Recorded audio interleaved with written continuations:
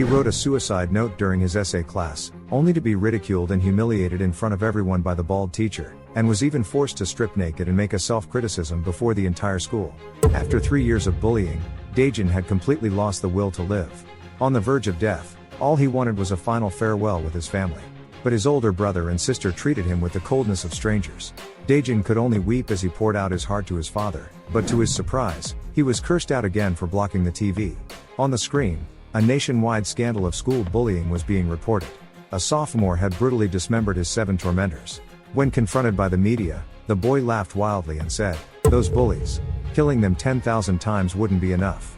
If you're bullied too, and want to survive, then kill them." That sentence utterly shattered Daejin's fragile defenses. That night, he began searching online for ways to kill the thugs, then rummaged through the toolbox for a suitable weapon, practicing the motion of a headshot on his pillow again and again, vowing to make his tormentors live a living hell. But the next day, when he faced the school bully again, Daejin was still too frightened to even lift his head, let alone pull out the weapon he'd practiced with all night. Seeing Daejin's pent-up frustration, the school bully grabbed his collar and slapped him hard. But that wasn't enough. He then mixed a cup of dirty sock water, mud, and spit, and threatened Daejin to drink it in front of everyone. Daejin instinctively tried to refuse, but took another few slaps for his trouble. Just to survive, he forced himself to gulp it down, but the taste was so revolting, he vomited it all out as soon as it touched his lips. The school bully still wouldn't let him go, shoving beer into his mouth again and again. If this kept up, Daejin would really die. Finally pushed past his limit, he suddenly knocked the bottle away, desperate only to escape this hell. But he hadn't even taken a few steps before the bully grabbed him by the hair, dragging him back for another beating, even hauling him along the ground like a dog for dozens of meters. Then, at the corner, a truck suddenly came barreling around. Daejin's eyes snapped open, and with all his strength, he shoved the bully into the road. The speeding truck couldn't possibly stop in time, and Daejin, terrified, bolted from the scene, fleeing in panic. This worthless victim of 3 years of bullying had, because of a juvenile delinquent's words, turned his tormentor into a vegetable. Faced with the bully's mother's demand for massive compensation, his father didn't even look back, driving away, even cutting all ties with Daejin, and throwing him out of the house. Daejin had become a complete outcast, abandoned by his family. Yet those bastards who bullied him didn't let him go. Using the excuse of avenging the school tyrant, they surrounded him and beat him mercilessly. But Daejin, who had already lost everything, was no longer weak. He grabbed a brick from the ground, and swung it wildly at the nearest person, not stopping until his attacker collapsed. What followed, however, was an even more brutal assault. The pain was so intense it felt like his bones were being eaten away, yet it only made Daejin's will to fight back grow stronger. Unfortunately, he was outnumbered and quickly subdued. Even so, the determination in Daejin's eyes remained unbroken. The leader, seeing he wouldn't yield, swung a wooden stick straight at Daejin's eye. Just then, a man carrying instant noodles suddenly appeared. The bullies glanced over. It was a homeless man.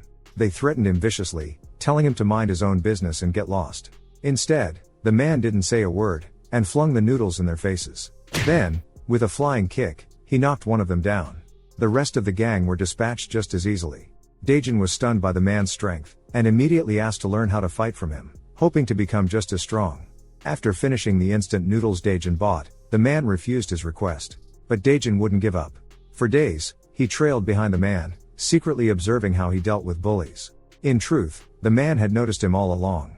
Finally moved by Daejin's persistence, he agreed to teach him how to fight, and help him get revenge. But there was one condition: he had to take down the guy in front of him first. This was the same school tyrant who had led the gang that beat him at the construction site a few days ago.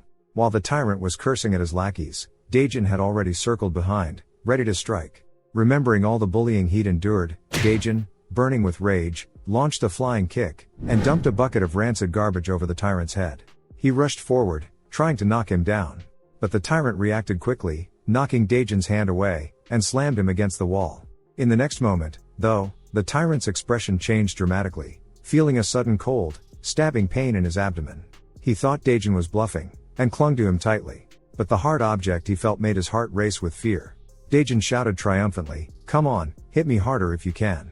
The tyrant was so shaken by Daejin's madness, his body started trembling uncontrollably. Seizing the chance, Daejin kicked him to the ground, and pressed his attack. The tyrant's courage to resist was utterly crushed. He never dreamed he'd provoke someone this ruthless. But now, Mad Dog Daejin had already caught up and brought down a heavy chop right at his forehead. The school bully was struck so hard he couldn't fight back at all, then took another kick to the waist. At this point, the bully finally begged for mercy, apologizing over and over for his past bullying. But would an apology solve anything? Would he have ended up like this if that were the case? Daejin kicked him again. It's because of bastards like you that my high school years were filled with blood and tears. Do you know what it's like to tremble under your blanket every night? I wanted to end my life almost every single day. Countless painful memories surged up inside him, and in that brief pause, the bully seized his chance, flipped Daejin over, and pinned him down hard. Without a moment's hesitation, the bully raised his short knife and slashed at Daejin. But the blade stabbed into his thigh and did no harm at all. There was a steel ruler hidden under the newspaper. Fooled, the bully grew even angrier, landed a punch right on Daejin's face, then pinned him down and gave him a savage beating. Just then, a stream of urine was dumped over the bully's head. Hangul had stepped in to save Daejin again. He had been secretly watching Daejin all along. Reeking and furious, the bully leapt to his feet and charged at Hangul, only to be knocked to the ground by a high kick.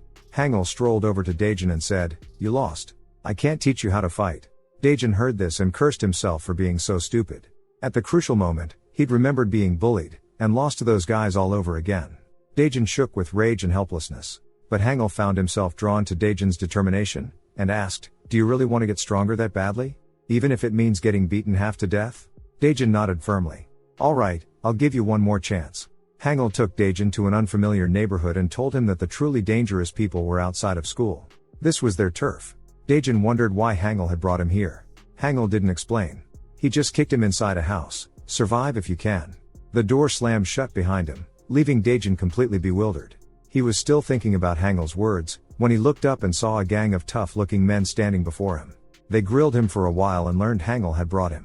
Then Cha Daeyeop took him to get settled, which turned out to be a laundry room barely 2 square meters wide. Daejin hadn't even reacted yet when Daeyeop said, "If you want to stay, you have to work." The next day, Daejin took over all the housework. Life was tough, but he never complained. Because here, there was no school bullying, and he had food and shelter. But the moment he stepped outside, the dangers were 100 times greater than at school. Walk just a few steps, and you could run into a gang of thugs looking for trouble. Daejin always tried his best to avoid them, but his timid demeanor still made him a target. A bald guy blocked his way, demanding he kowtow before he'd let him go. In that moment, Daejin finally understood. The real challenge was surviving in this nest of gangsters. The big man saw Daejin staying silent and was about to get physical. In the past, Daejin might have swallowed his anger, but now he was no longer afraid. He raised his fist, ready to fight back. Just as the thug was about to strike, his movement suddenly froze. Because Daeyeop showed up just in time. "What are you trying to do to my little brother?" Daeyeop didn't bother arguing. He just grabbed Daejin and left. The humiliated thug gnashed his teeth in anger. His own cronies tried to calm him down. "That guy's from the Hangul family. Just let it go." But in this world, nothing mattered more than pride. Unwilling to back down, the thug pulled out a knife and charged at Daeyeop. Daeyeop simply reached out, pushed off the ground, twisted his hips, and in an instant, the burly thug was thrown to the ground. Daeyeop's strength left Daejin dumbfounded. He was every bit as tough as Hangul. The rest of the gang scattered in fear on the spot. But after suffering such humiliation, the big man couldn't swallow his anger. He kept cursing, swearing to take down the Hangul family. Just then, a strange voice rang out, "Want to bring him down? I can help you, no strings attached." A few days later, Daeyeop and the others were already asleep. A man in a baseball cap quietly appeared outside the window. After making sure everyone inside was asleep, he twisted open the gas canister's valve and inserted the hose through the crack in the door. But just then, Daejin got up to use the bathroom. He smelled something strange in the air, and instantly woke up. Seeing the foam on Daeyeop and the others' lips, he finally realized what was happening. He rushed out at once and opened the front door to let the air in. By coincidence, as he dashed out, he knocked the man in the cap to the ground. Realizing he'd been discovered, the man took off running. Daejin didn't hesitate for a second and chased after him.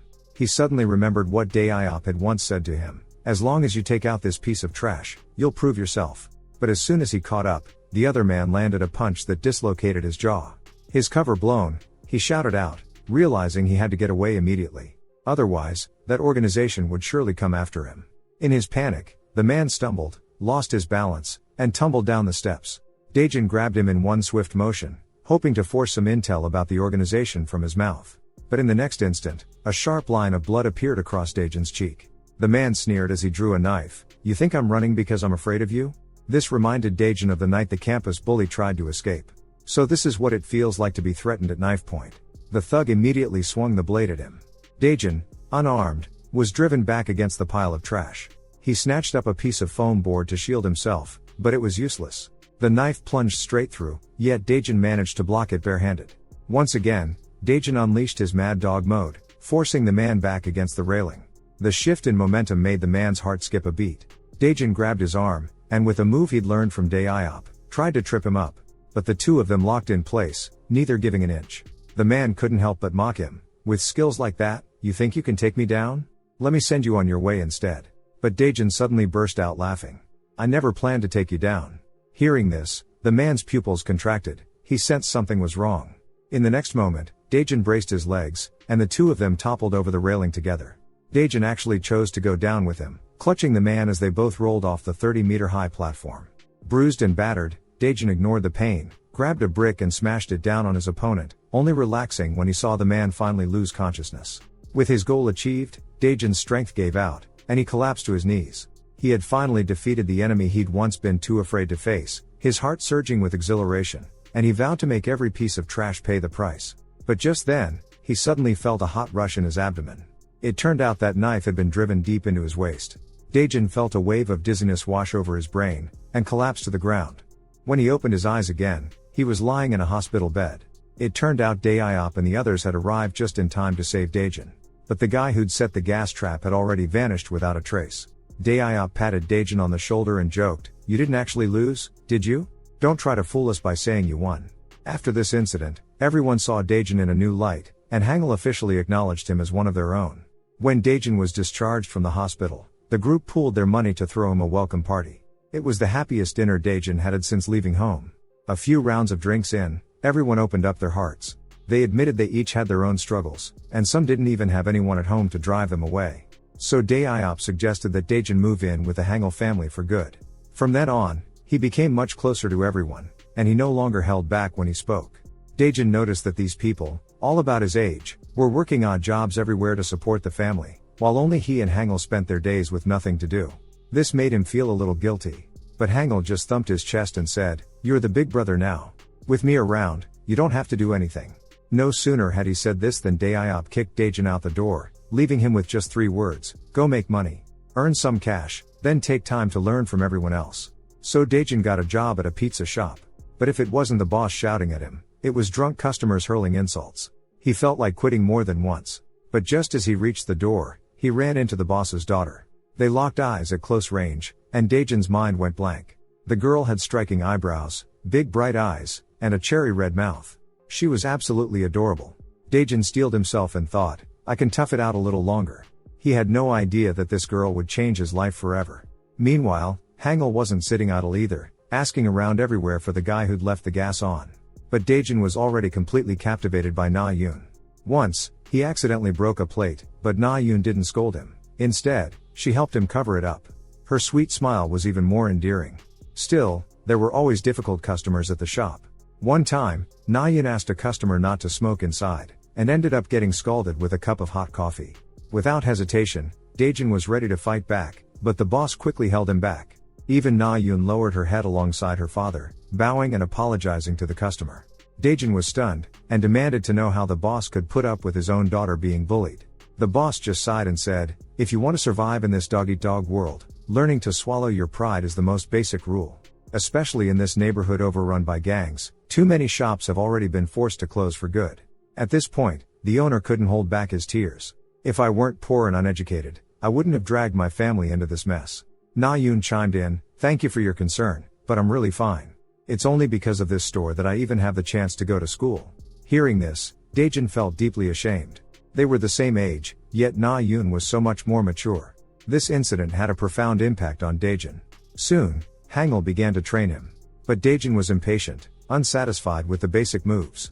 He yearned to learn advanced fighting techniques. As a result, Hangul scolded him sternly.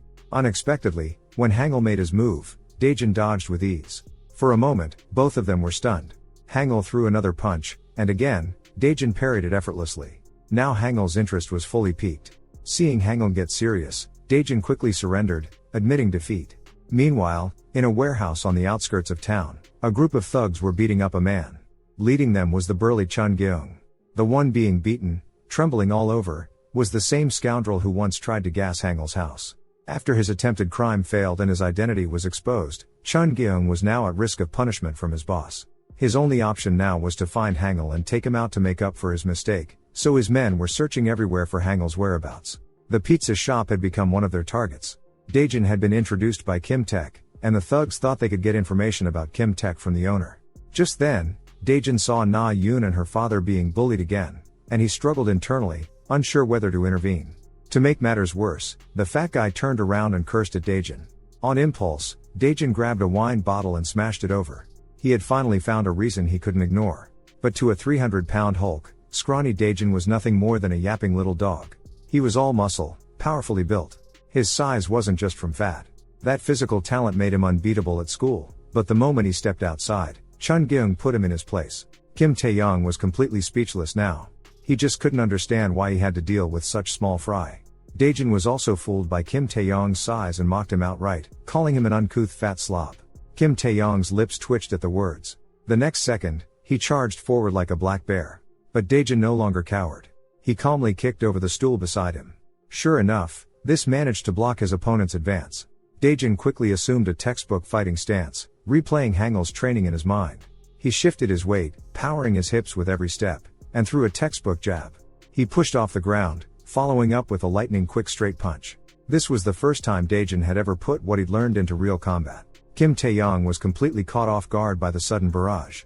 Daejin planted his foot and launched another right straight, aiming straight for Kim Tae-young's face. The sight made Na Yoon, watching from the side, gasp in shock. She never expected such explosive strength from this skinny teenager. But just as Daejin began to feel a surge of hope, the next moment, his pupils contracted in alarm. Kim Tae-young just scratched his head awkwardly, then counterattacked, swinging a fist at Daejin. Daejin quickly retreated, narrowly dodging what would have been a crushing blow from 500 pounds of force. This round, Daejin truly felt the gulf between their abilities. Now, all he could do was defend, waiting for a chance to strike back. But soon enough, Kim Tae-young drove Daejin into a corner. He grabbed Daejin by the collar, and his terrifying grip pulled Daejin's face out of shape. Yet, it was this brute force that seemed to really excite Kim Tae-young. He clamped both hands around Daejin's throat, lifting him clean off the ground. The feeling of suffocation surged to Daejin's head. Na Yoon, afraid it would end in tragedy, tried to intervene, but Kim Tae-young flung her aside with a single motion. Daejin was on the verge of losing consciousness, panic flooding him. Was he really doomed to be a failure? If he couldn't win by strength, then he'd have to win by mouth. He mustered all his saliva and spat right in Kim Tae-young's face. Blinded, Kim Tae-young finally let go. Daejin seized the moment to counter with a punch. He knew he couldn't win with fists alone, so he snatched up a bottle from nearby and smashed it at Kim Tae-young with all his might. Kim Tae-young recoiled in pain, and Daejin followed up with a rapid barrage of punches to keep up the assault. His frenzied attack startled Na Yoon, who hastily tried to intervene. Your hand is bleeding. You can't keep fighting. But with adrenaline surging, how could he care about that? All he wanted now was to take down the threat in front of him.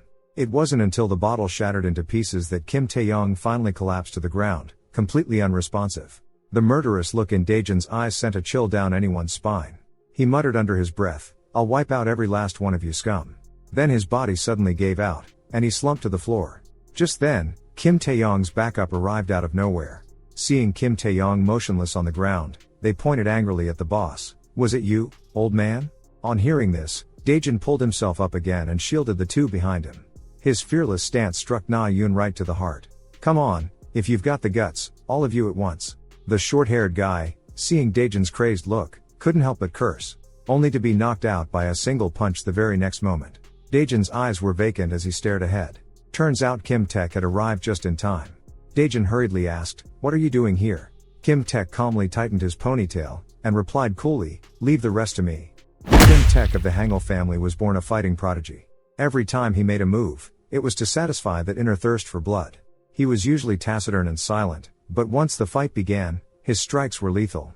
Swift and decisive. That contrast was always soul-shaking in its intensity. His seemingly casual spinning side kick could instantly take down a 2-meter-tall brute. After that, Kim Taek would patiently interrogate his captives. "Were you the ones who rigged the gas?" Looking at Kim Taek's fist, the other guy couldn't stop shaking, and trembling, he gave up their boss, Chun Gi-hung. And the final step in dealing with this kind of scum was the fatal blow once they were of no more use. Sure enough, it had been that gang of Higuang punks behind it all. Still confused, Daejin thought back to that day and couldn't help but ask, what exactly is higwang? Kim Taek stopped hiding things, and slowly began to recount the history of the neighborhood. This is a gray zone long abandoned by the police. At first, numerous gangs gathered here, committing every imaginable crime. Are these people gang members too? No, they were driven out by another organization long ago. That organization is called higwang. They inherited the original gang's ways of operating. The most notorious figure in higwang is the mastermind behind this incident, Chun Gyeong.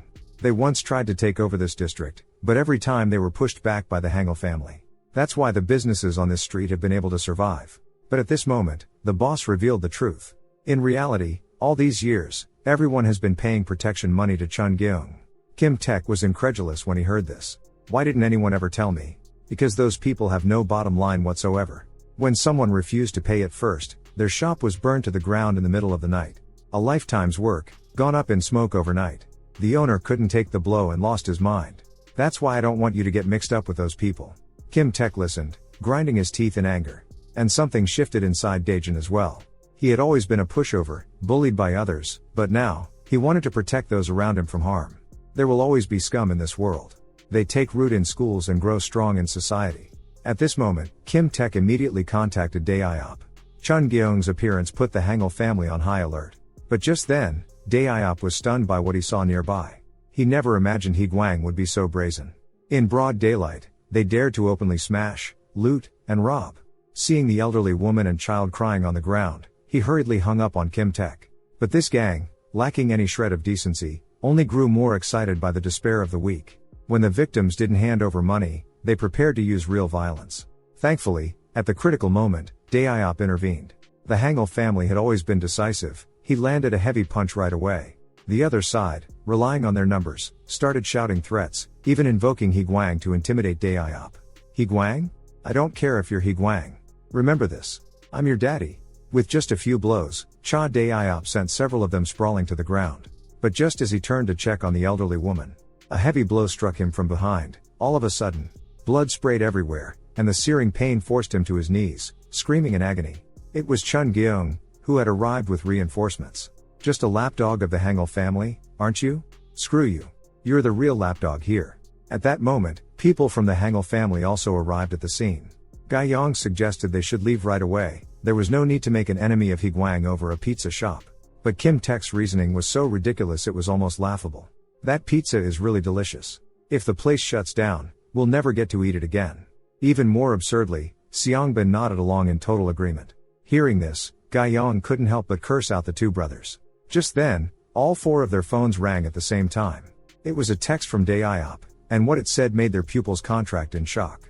Dae-iop was shown with his hands tied, covered in blood. Immediately after, they received another message with an address. Gyeong stared at Dae-iop's image on the screen, her eyes blazing with fury. At that moment, Dae-iop was being tortured at Chun Gyeong's whim. Do you really think those friends of yours will come to save you? But Dae-iop responded calmly. If they don't show up in 10 minutes, just kill me. At least you'll save them some rations. Still acting tough when you're about to die. Just then, four figures slowly walked in. The higwang organization was formidable, but if they dared touch a member of the Hangul family, they could be wiped out all the same. Feeling sure of victory, Chun Gyeong began to taunt them. Without Hangul backing you, you're nothing but a bunch of punks. Kim Taek was so enraged, he wanted to skin him alive. But Gyeong reeled him back with a single sentence. Don't listen to that bearded fool's nonsense. Just looking at him makes me sick. Seeing he couldn't win the war of words, Chun Gyeong barked an order, and a group of burly men rushed forward, weapons in hand. Watching Kim Taek and Seongbin charge straight into a mob of over 100, Daejin was once again awed by their fighting prowess. Every time, they managed to leave a different kind of impact. Kim Taek powered up with both his right hand and foot, kicking three burly men to the ground in a single blow. This was the strength of the Hangul family. Seongbin took advantage of a missed punch from the enemy, ducked, slipped past, and in a few quick steps, circled around to the front. A series of relentless blows left their opponents utterly subdued. The Hangul family wasn't just relying on Hangul to hold the fort. Realizing they couldn't win head-on, the enemy turned their sights to Gyeong at the rear. With a swift move, Daejin shielded Gyeong, but was shoved aside by a powerful palm. Move. Don't get in the way. In a flash, Gyeong slipped behind the man, locked her arms tightly around his waist, then pulled off a fierce suplex that slammed her opponent to the ground. Damn, what kind of monsters does the Hangul family breed? You think girls are easy targets, huh? Watching the three fight with such seamless coordination, Daejin felt the urge to jump in and have a go himself. But lacking any real team fight experience, he kept missing the rhythm. Just then, a burly man charged straight at him, throwing punches with lightning speed, leaving Daejin no choice but to defend.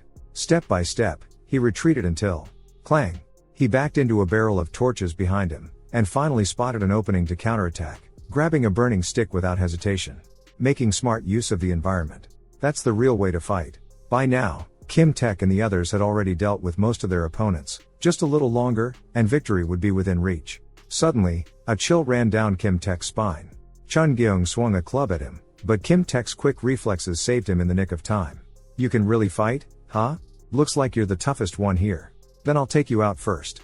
With that, Chun Gyeong raised his baseball bat and charged again. As a born fighter, Kim Taek wasn't about to back down. The two clashed head-on, testing pure strength against pure strength. Just then, a shout rang out. Daejin had been knocked to the ground. Nobody move. If you want to save him, get on your knees. Everyone froze, forced to stay put. At this, Chun Gyeong grew cocky and taunted, "What, not so tough now? Come at me, all of you."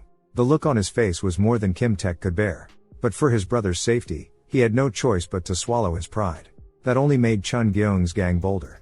All this trouble for a deadweight? You dragged everyone into this for a loser?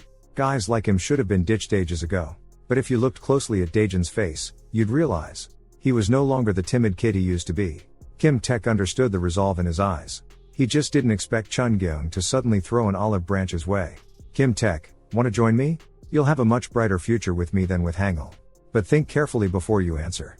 Kim Taek grinned and replied, that guy's no burden. Chun Gyeong's pupils contracted at the words. Kim Taek threw another punch. Out of all of us, the craziest one is actually the trash you keep talking about. It turned out that before they took action, Daejin had already made a pact with his teammates. If I ever hold you back, put the bigger picture first. Don't worry about me. Meanwhile, Daejin, reckless and unafraid of death, lunged barehanded for the enemy's glass blade. His mad dog move stunned everyone on the other side. I'm not even afraid of dying. How could I possibly let you take me hostage? He followed up with a punch that smashed the opponent's head. That was the ultimate revolt. A nice guy turning into a mad dog. Such a violent contrast sent a chill down everyone's spine.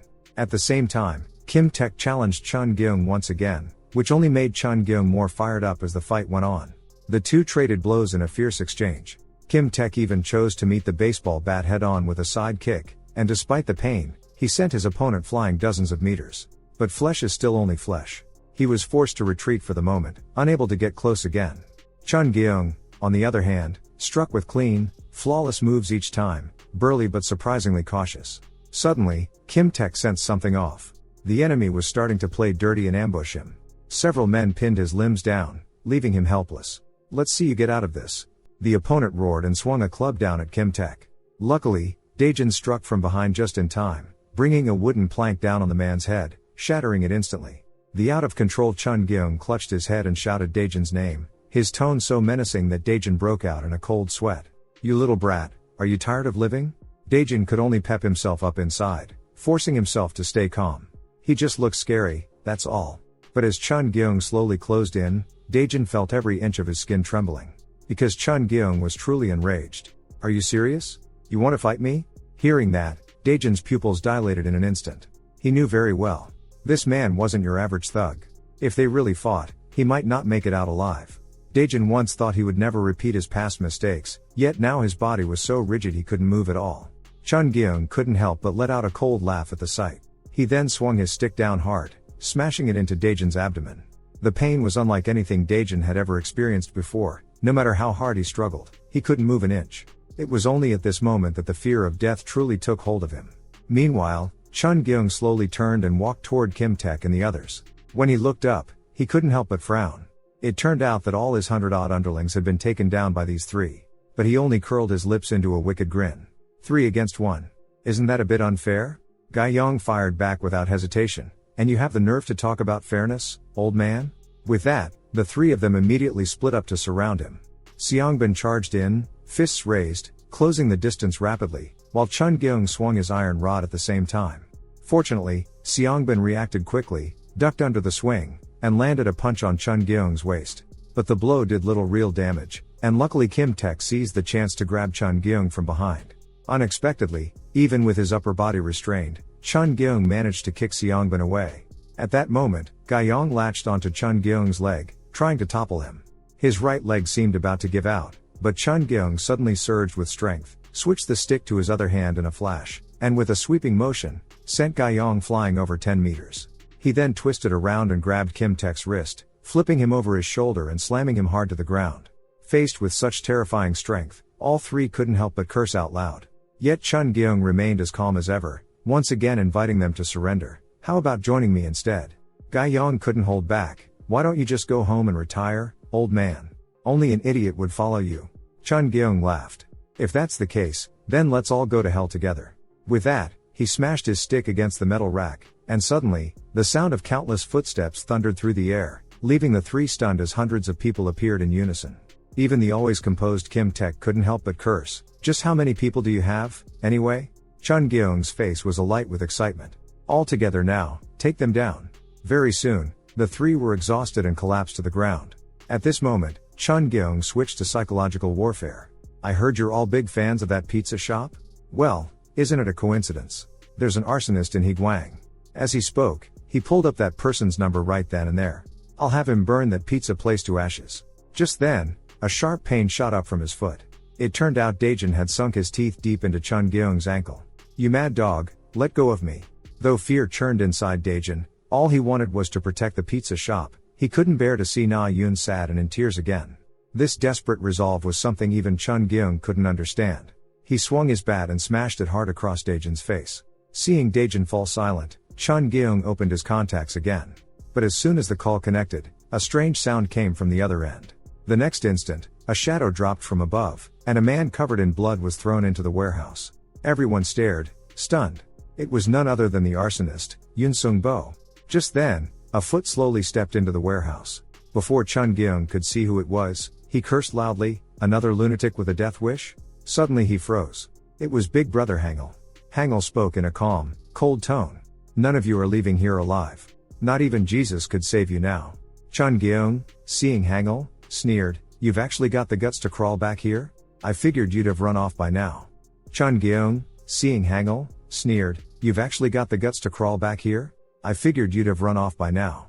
His men recognized Hangul as that legendary hard case, and, eyeing the battered Yoon Sung-bo, began whispering among themselves. Hangul, holding his phone, spoke quietly, if you wanted to find me, did you really need to stoop this low? Chun Gyung shot back with a cold laugh, serves you right for always sticking your nose where it doesn't belong. This is what happens when you cross me. In that case, none of you are leaving tonight. One of the onlookers couldn't take it and made the first move. But he was just a hothead, and as soon as he tried, Hangul twisted and subdued him, leaving the guy wailing for his mother. Chun Gyung's eyebrows lifted. He hadn't even seen how Hangul made his move. Hangul sneered, there are so many of you. Why not come at me all at once? As soon as he spoke, the crowd looked at each other, but no one dared move. At that moment, Chun Gyung was enraged and roared, all of you, get him. Whoever takes him down gets $1,000,000. A group of men, their senses clouded by adrenaline, shouted as they charged at Hangul. Hangul was already prepared. He first dodged a blow coming straight at him, then sent one man flying with a jab. Next, he grabbed the hood of a man behind him, and with a forceful swing, hurled him into another. In just a few moves, he easily neutralized their attack. Just as he was handling everything with ease, someone suddenly tried to ambush him. Hangul instinctively picked up a wooden stick, and struck the attacker hard on the temple. Then, with a casual lift of his arm, he dodged another attacker's strike. He immediately locked another man by the throat, raised the broken stick, and, without hesitation, drove it down. The crisp, decisive motion stunned Daejin, who stood nearby once again. It seemed that the fight at the construction site was nothing compared to this. Chun Gyung watched as his men were utterly defeated, and suddenly shouted, Hangul, stop. If you don't, I'll cripple this kid.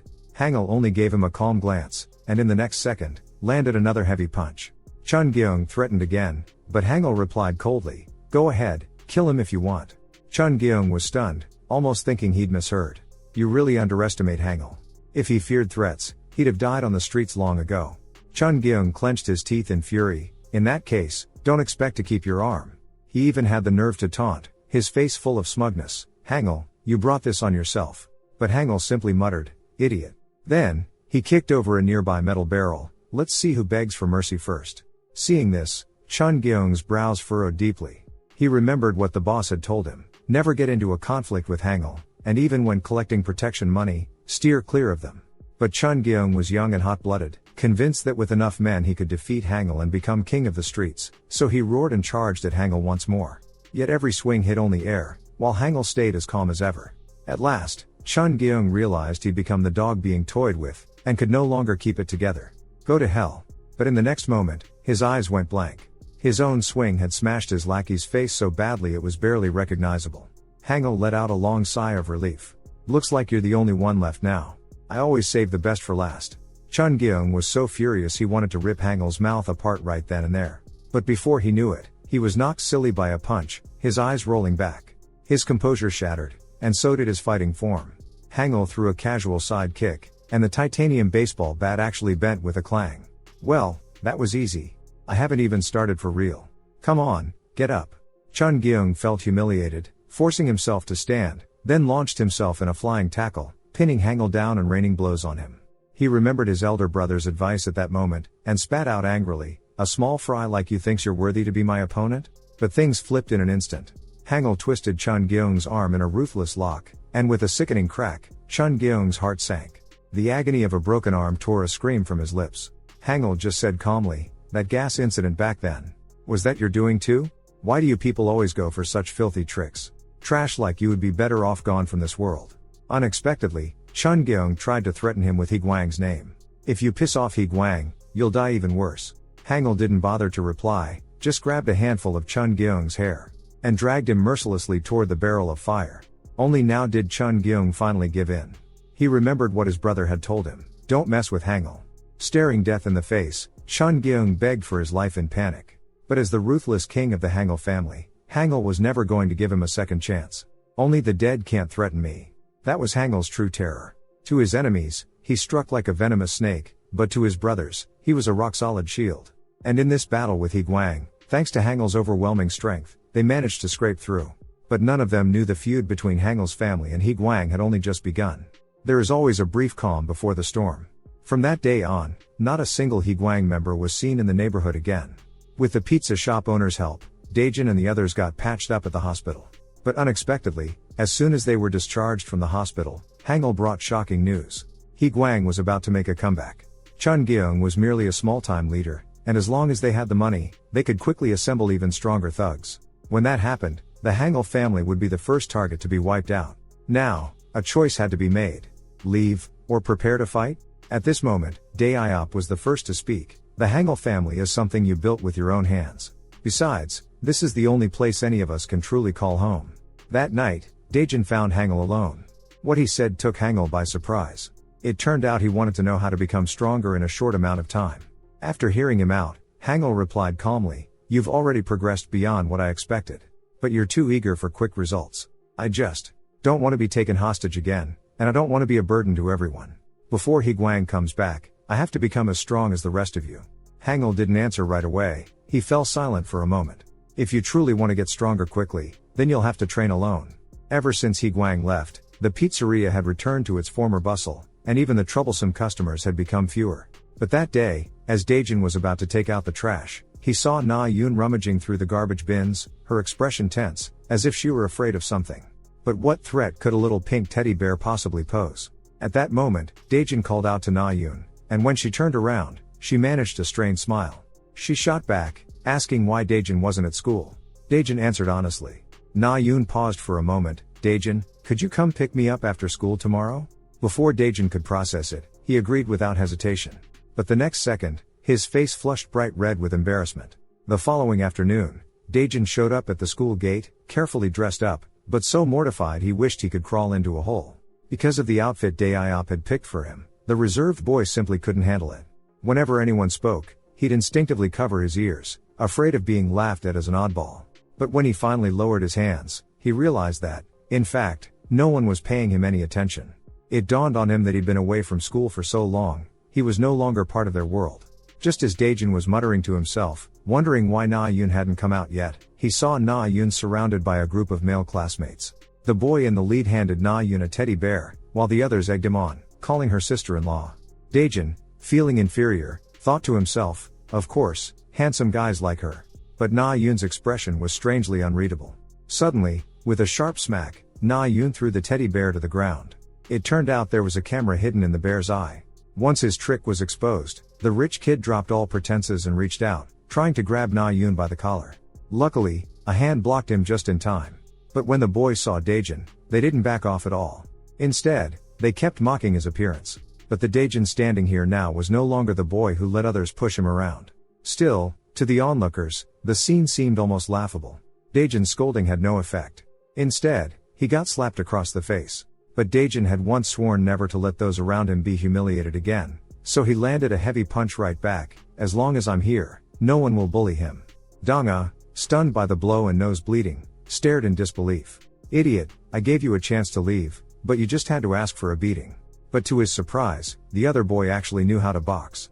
With a quick duck, he easily dodged Daejin's attack. Clearly, Daejin's skills weren't quite enough. A swift uppercut from his opponent landed squarely on Daejin's chin, making Daejin's head spin as he crashed to the ground. Now I'll show you what real boxing feels like. But just as he finished his sentence, he suddenly froze. Cut the crap. Do you believe I won't split your head open right now? Danga ground his teeth in anger at the threat. He immediately squared up, ready to fight. But at that moment, someone suddenly interrupted them. It turned out some classmates in the back were taking photos and recording videos. Not wanting the situation to get out of hand, Danga had to back off for now. But before he'd even taken a few steps, Danga turned around and snarled at Daejin, "I'll remember you." Daejin's face was expressionless, but beside him, Na Yun's heart was pounding in fear. Afterwards, the two of them went to a cafe. "Has he been bullying you all this time?" Seeing Na Yun's pale face and her long silence, Daejin tried to comfort her with his own experience. "I know what it's like to be bullied and have no one to talk to. Just enduring it is the stupidest way to deal with bullying. If all you ever do is swallow your anger, one day, it's bound to explode. It was because I lost control for a moment that things ended up like this, but I don't want you to follow in my footsteps. As long as I'm here, I'll help you." Na Yun could no longer hold back after hearing this, tears streaming down her face as she sobbed and poured out everything about Danga. At first, he pretended to be a perfect gentleman, but one day, he suddenly started acting strange toward me. I began to keep my distance from him, but that only made him more excited. He even ordered the quiet kids in our class to bully me. That's how I became Danga's plaything, bullied by him every single day after that. It wasn't until the day I found a hidden camera inside a stuffed toy that I thought of asking you to pick me up from school. Hearing this, Daejin's anger boiled over. The sunny girl he once knew had suffered so much. In his heart, the seeds of revenge were already sprouting. Meanwhile, Danga had started harassing other pretty girls. The more they resisted, the more it thrilled him. Luckily, this time, the girl's boyfriend arrived just in time, rushing forward and throwing a punch at Danga. But as soon as he got close, Danga instantly subdued him, crushing him to the ground. Seeing her boyfriend beaten, the girl dropped to her knees and begged for mercy, but that only made Danga even more excited, forcing the girl to sing, and even making her duet the chorus with her boyfriend. After amusing himself for a while, he grew bored, so he told his lackey to follow Daejin home, figuring that once he got rid of this obstacle, Na Yun would be his for the taking. But just then, Daejin's voice suddenly rang out behind them, followed immediately by a flying fire extinguisher. The sudden attack made Danga curse out loud. "Haven't you been looking for me this whole time? Well, here I am." Danga's expression changed the moment he saw Daejin. Turns out, the lackey tailing Daejin had run into Hangul, who was just returning from grocery shopping, and Hangul politely asked where Danga was. "Since you've come knocking, I won't be holding back." Daejin roared back just as furiously, "It's people like you, scum like you, who've kept Na Yun in pain all this time. The one who deserves to die is you." In an instant, Danga was engulfed by foam from the fire extinguisher, losing his sight. Daejin seized the chance to strike a decisive blow. "Scum like you should be wiped out completely." Danga could only fend off the attack with his bare hands. Daejin realized that in a head-on fight, he was no match. With a loud shout, he charged forward once again. At the very instant when Danga twisted his body to evade, Daejin suddenly leapt up, swinging a wide, powerful punch, hoping to catch his opponent off guard and take him down by surprise. But in the next second, he found that Danga had vanished. It turned out that, just as Daejin's fist was about to land, Danga had already slipped away. At that moment, Daejin heard a rush of wind from below, and was immediately struck by an uppercut that sent blood flying from his mouth. What followed was a relentless barrage of combination attacks. So this is the difference between a professional and an ordinary person? Daejin, who had been so full of confidence, was instantly reduced to a punching bag, his opponent's fists moving too fast for him to even defend himself. Then, with a powerful punch, Daejin was sent flying more than 10 meters away. Seeing this, Dong began to taunt him. As long as you're in my hands, I can do whatever I want with Na Yun. The angrier Daejin became, the more wildly Dong laughed. Whenever Daejin pictured Na Yun being humiliated, he gritted his teeth and attacked again. But his punches seemed to move in slow motion, all effortlessly dodged by Dong. Enraged, Daejin tried using the techniques Hangul had taught him, but before he could even throw a straight punch, Dong countered with a heavy blow that knocked his attack aside. Daejin staggered back in pain. Why am I still so helpless? Why can't I reach their level? Consumed by self-doubt, Daejin even considered running away. Just then, Dong came at him with another punch, and in his panic, Daejin hurriedly shoved open the bathroom door, causing Dong's fist to crash into the door instead, injuring his own hand in the process. Seizing the opportunity, Daejin charged at him again, hoping to catch him off guard. But Dong's left hand was still just as fierce, and this time, Daejin didn't back down, risking everything. Maybe he still had a chance, even if it was just this one. What followed was another one-sided beating, lasting until Dong grew tired and finally let Daejin catch his breath. Dong sneered and mocked, "You're not even qualified to be my punching bag. If I wanted to kill you, you'd be dead by now." But Daejin saw right through him. "Your right hand is done for, isn't it? You've only been throwing punches with your left." With his secret exposed, Dong flew into a rage, delivering another torrent of furious blows. Strangely, Daejin never once tried to dodge. At that moment, Dong suddenly sensed something was wrong, noticing that Daejin had been staring intently at his right hand. Furious beyond measure, Dong swung his right fist with all his might, only to be met with a pain far more intense than he had anticipated. While Dong was momentarily stunned, Daejin sprang forward and locked him in a tight embrace. It turned out this was the secret technique Hangul had taught him before leaving. When facing a professional boxer, the best strategy is to seize every opening and strike decisively. And this grappling hold was one of the most common fighting techniques. The essence lies in clutching the back of your opponent's head with both hands, then driving your knee upward with everything you've got. It doesn't matter where you hit, as long as you strike hard, it's enough. Daejin, repeating the move in his mind, let out a furious roar and delivered a spinning knee strike. A sharp crack echoed through the air. Dong's rib was snapped clean in two. The excruciating pain made his pupils contract violently. He never imagined he would lose to this unremarkable-looking kid. Yet, with his last ounce of strength, he managed to break free from Daejin's hold. But just as he escaped the lock, Daejin got another chance. While Dong instinctively staggered back, he grabbed Daejin's hair in a death grip, then swung his dominant leg as high as he could. The impact of that kick, enough to floor even Muhammad Ali himself. Dong trembled all over from the pain, his voice breaking into pleas for mercy, all traces of his usual bullying arrogance gone. For the first time, Daejin had managed to protect the one he loved through his own strength. As Dong panted that he'd never bully Na Yun again, before he could finish his sentence, Daejin smashed a fist into his face. With a snarl, he spat out, "If you so much as touch a hair on Na Yun's head again, I'll twist your head off and use it for a soccer ball." No sooner had the words left his mouth than a chill swept up from behind. It was Dong's accomplice, seizing the chance to attack. Caught off guard, Daejin was pinned to the ground, the man's grip so powerful he couldn't break free at all. Seeing this, Dong scrambled up at once, grabbed a fire extinguisher, and prepared to finish Daejin off. But at that moment, Dong's eyes rolled back in his head. Hangul had arrived just in time, landing a kick right on Dong's broken rib. Dong collapsed to the floor with a scream, drawing his friend's attention. The accomplice immediately charged at Hangul, but Hangul simply spun around, driving his elbow straight into the man and splattering blood across the wall, instantly taking him out of the fight. It turned out Hangul had been watching from the shadows all along. He even praised Daejin for his solid performance in the real fight this time, saying that if it hadn't been for someone interfering halfway, they would have already won. But he also pointed out that Daejin's one weakness was being too soft, and that threats without any real bite were useless against these scumbags. If things kept going like this, sooner or later, he'd suffer a major loss. After speaking, Hangul launched right into a live demonstration, swinging a fist straight at Dong's privates. With backstabbers like these, you have to root them out completely. Never leave trouble behind. Daejin felt his chest tighten as he listened, swallowing nervously on instinct. Meanwhile, the girls in the private room, noticing that Dong still hadn't returned, began to quietly support their injured boyfriends and slip out.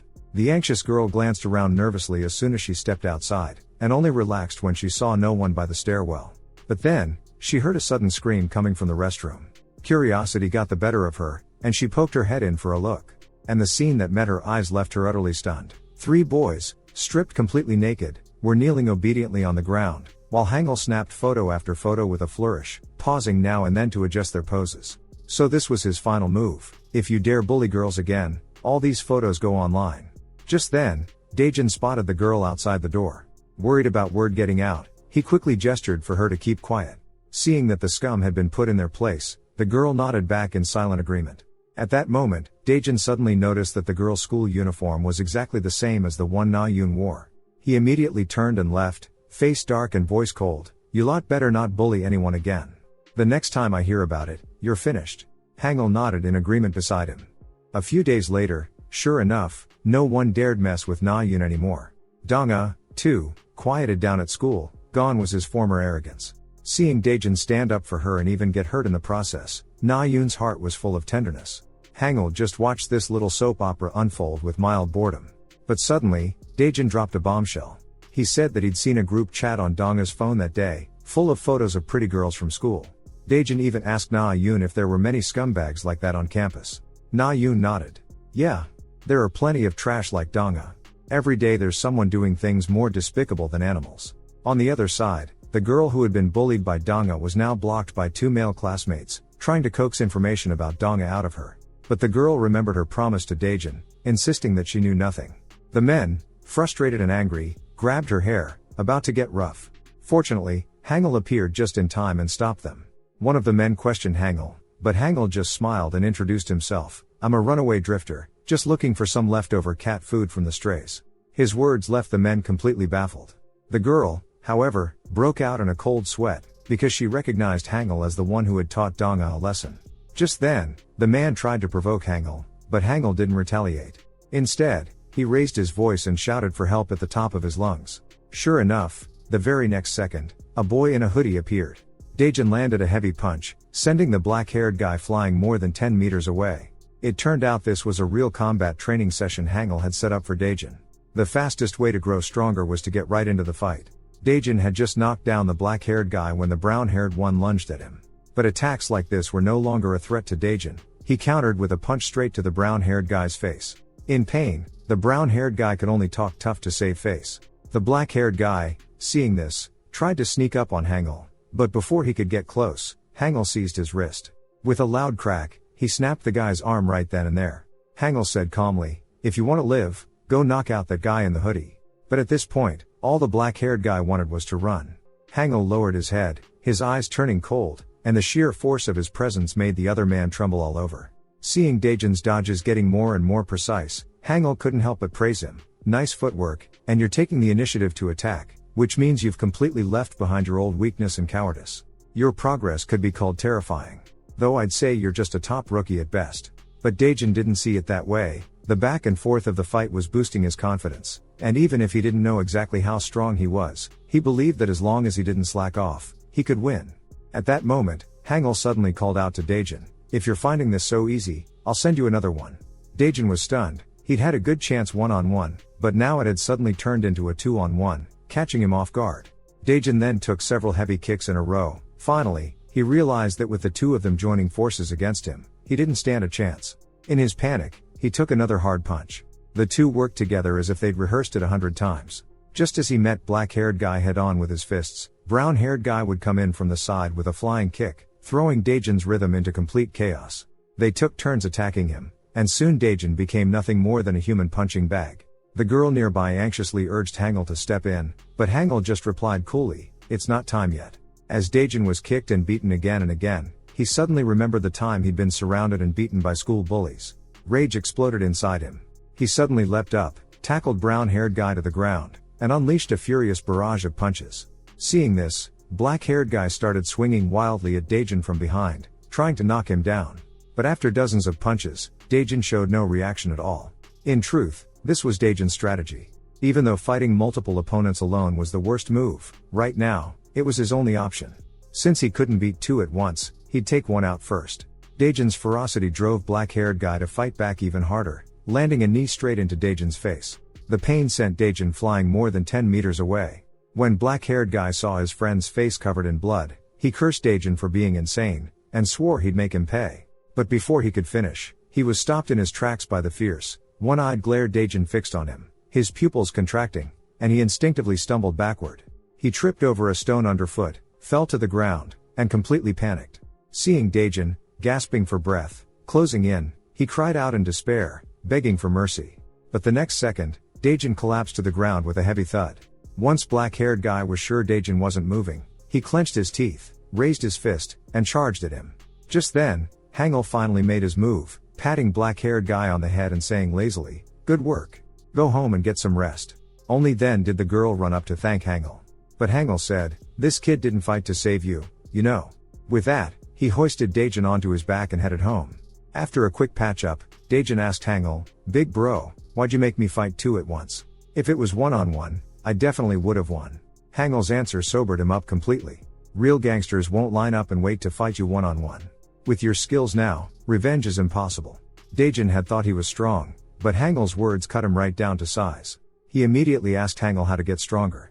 Hangul was well prepared, and brought Daejin to the park. Coincidentally, a few local thugs nearby were bullying someone. Hangul pointed ahead, and Daejin nodded in acknowledgement. Then, Hangul led Daejin as they slowly approached the gang. A real-life group brawl training was about to begin. Hangul had once taught him that if you want to defeat someone stronger than yourself, you have to catch them off guard and land a solid hit on the chin. Only then is it the surest way to win in one blow. But if you're facing a group of enemies, you must strike as quickly as possible before they have time to react. The more you take down, the safer you'll be. Yet Daejin never imagined that even after he landed an uppercut on the brown-haired thug, the guy didn't go down. Instead, he himself was blindsided by a flying kick from the blonde-haired one behind him. In an instant, several people surrounded Daejin and began a frenzied assault. This was exactly the worst-case scenario Hangul had warned about when fighting multiple opponents. When you're surrounded by three or more at once, there's almost no chance of winning. The only way to turn things around is to escape. Seeing Daejin trying to slip away, the group immediately gave chase. But escaping doesn't mean running blindly. At the corner, Daejin grabbed a bicycle, and just as they were about to catch up, he swung it out at them. The brown-haired thug couldn't stop in time and tumbled head over heels. Now the group was completely enraged. A purple-haired thug charged forward, pedal to the metal. Unlucky Daejin looked like he was about to get caught, but suddenly, Daejin turned around. Purple Hair didn't have time to react and took a heavy punch straight on. This was the second move Hangul had taught him. If you don't have absolute strength, never dream of taking on everyone at once. Just now, throwing the bike and turning to counterattack. These moves were all about disrupting their pursuit, and creating a chance for a one-on-one fight. When the two blonde-haired thugs arrived, they found Purple Hair already down for the count. Without thinking too much, they kept chasing deeper into the alley. But after only a few steps, they hit a fork in the road. To find Daejin as quickly as possible, they had no choice but to split up. Blonde Hair thought back to everything that had happened, feeling more and more like it was an ambush set up in advance. But he was sure he'd never crossed Daejin before. Just then, Daejin suddenly appeared and landed a punch. He thought to himself that he'd finally gotten his one-on-one chance. But he didn't expect Blonde Hair to react so fast, landing a left kick that sent Daejin's nose bleeding. Before Daejin could even think about defending himself, Blonde Hair was already back in position, launching a relentless series of kicks. The ferocious kicks left Daejin no time to dodge. He could only swing his fists in blind resistance. But all he got in return was an even more vicious kick. Daejin, spent and out of strength, finally collapsed to the ground. What followed was a one-sided beating at the hands of the blonde thug. "Why are you picking a fight? Who sent you?" Seeing Daejin gritting his teeth in pain, the blonde landed several more savage kicks. "Dare to mess with me? Looks like you've got a death wish." It wasn't until Daejin lay completely motionless that the blonde finally stopped. Turning away, he pulled out his phone to call his buddies, never suspecting that Daejin still had a breath left in him. Just as the blonde was giving the address, Daejin suddenly clamped down on his head, somehow producing a rock in his right hand. At that moment, the brown-haired accomplice arrived. He poked his head around the corner and froze in shock. He saw Daejin, crazed, smashing the rock down on the blonde's head. He instinctively shouted for Daejin to stop, but when he saw Daejin's rabid dog expression, even he couldn't help but feel a twinge of fear. Especially when Daejin slowly turned toward him, howling in near despair, "We never did anything to you, why are you doing this to us?" Those words sounded painfully familiar to Daejin. He'd once asked the school bully the same question. "Why bully me?" But the bastard's answer had been simple. "No reason, I just want to hit you." Now, Daejin felt exactly the same. He just wanted to hit him. He turned and unleashed a barrage of blows on the thug's left arm. Daejin's frenzy made the brown-haired guy curse in rage. Daejin just replied coldly, "You're next. Your head's going to split open." At that, the brown-haired thug's pupils shrank in terror. He'd thought Daejin was just some lunatic, but never imagined he'd fight with such brutality. The more he thought about it, the more scared he became, so he could only hurl threats as he ran. Just wait. My school boss will beat you so bad you'll be picking your teeth up off the floor. Daejin hadn't expected the guy to still be mouthing off at a time like this, so he grabbed a brick and chased after him. But after the brutal fight, he was completely spent, and could only watch as the brown-haired thug disappeared from view. The thug, seeing Daejin unable to catch up, finally breathed a sigh of relief. But after only a few steps, he was suddenly tripped. He cursed loudly from the pain. Hangul walked over and asked, "Is the fight over? Tell me where the guy who fought you went, and I'll let you off." The brown-haired thug, thinking this homeless man was talking nonsense, swung a heavy punch without hesitation. But unfortunately for him, he was up against Hangul, the strongest character in the comic. With just one punch, the brown-haired boy collapsed on the spot. At the mouth of the alley, Hangul ran into Daejin, who was panting heavily. "I taught you how to fight in a group. How come you still let one slip away?" Daejin hurried to explain, "There was one guy who was really tough. It took too long, and I just didn't have the strength to chase him down. Even though you didn't take care of everyone yourself, you're no longer a rookie. You've earned my recognition."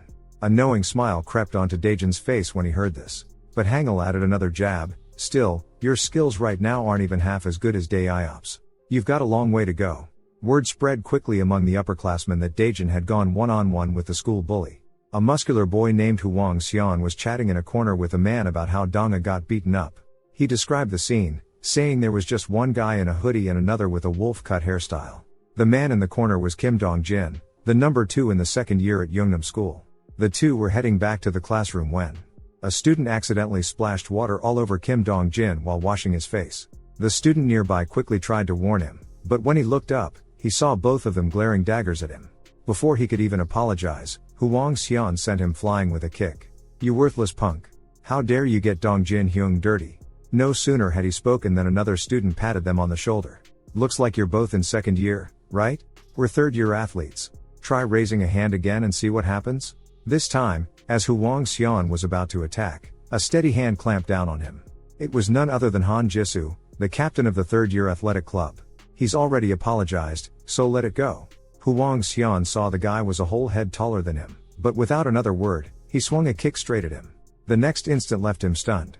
Han Jisoo caught his full force kick with a single hand, then, without hesitation, hammered a few punches into the blonde. Huang Xian dodged desperately but still took a few hits. Han Jisoo felt victory was in the bag, but out of nowhere, Huang Xian broke the rules, spitting the toothpick from his mouth right into Han Jisoo's eyes.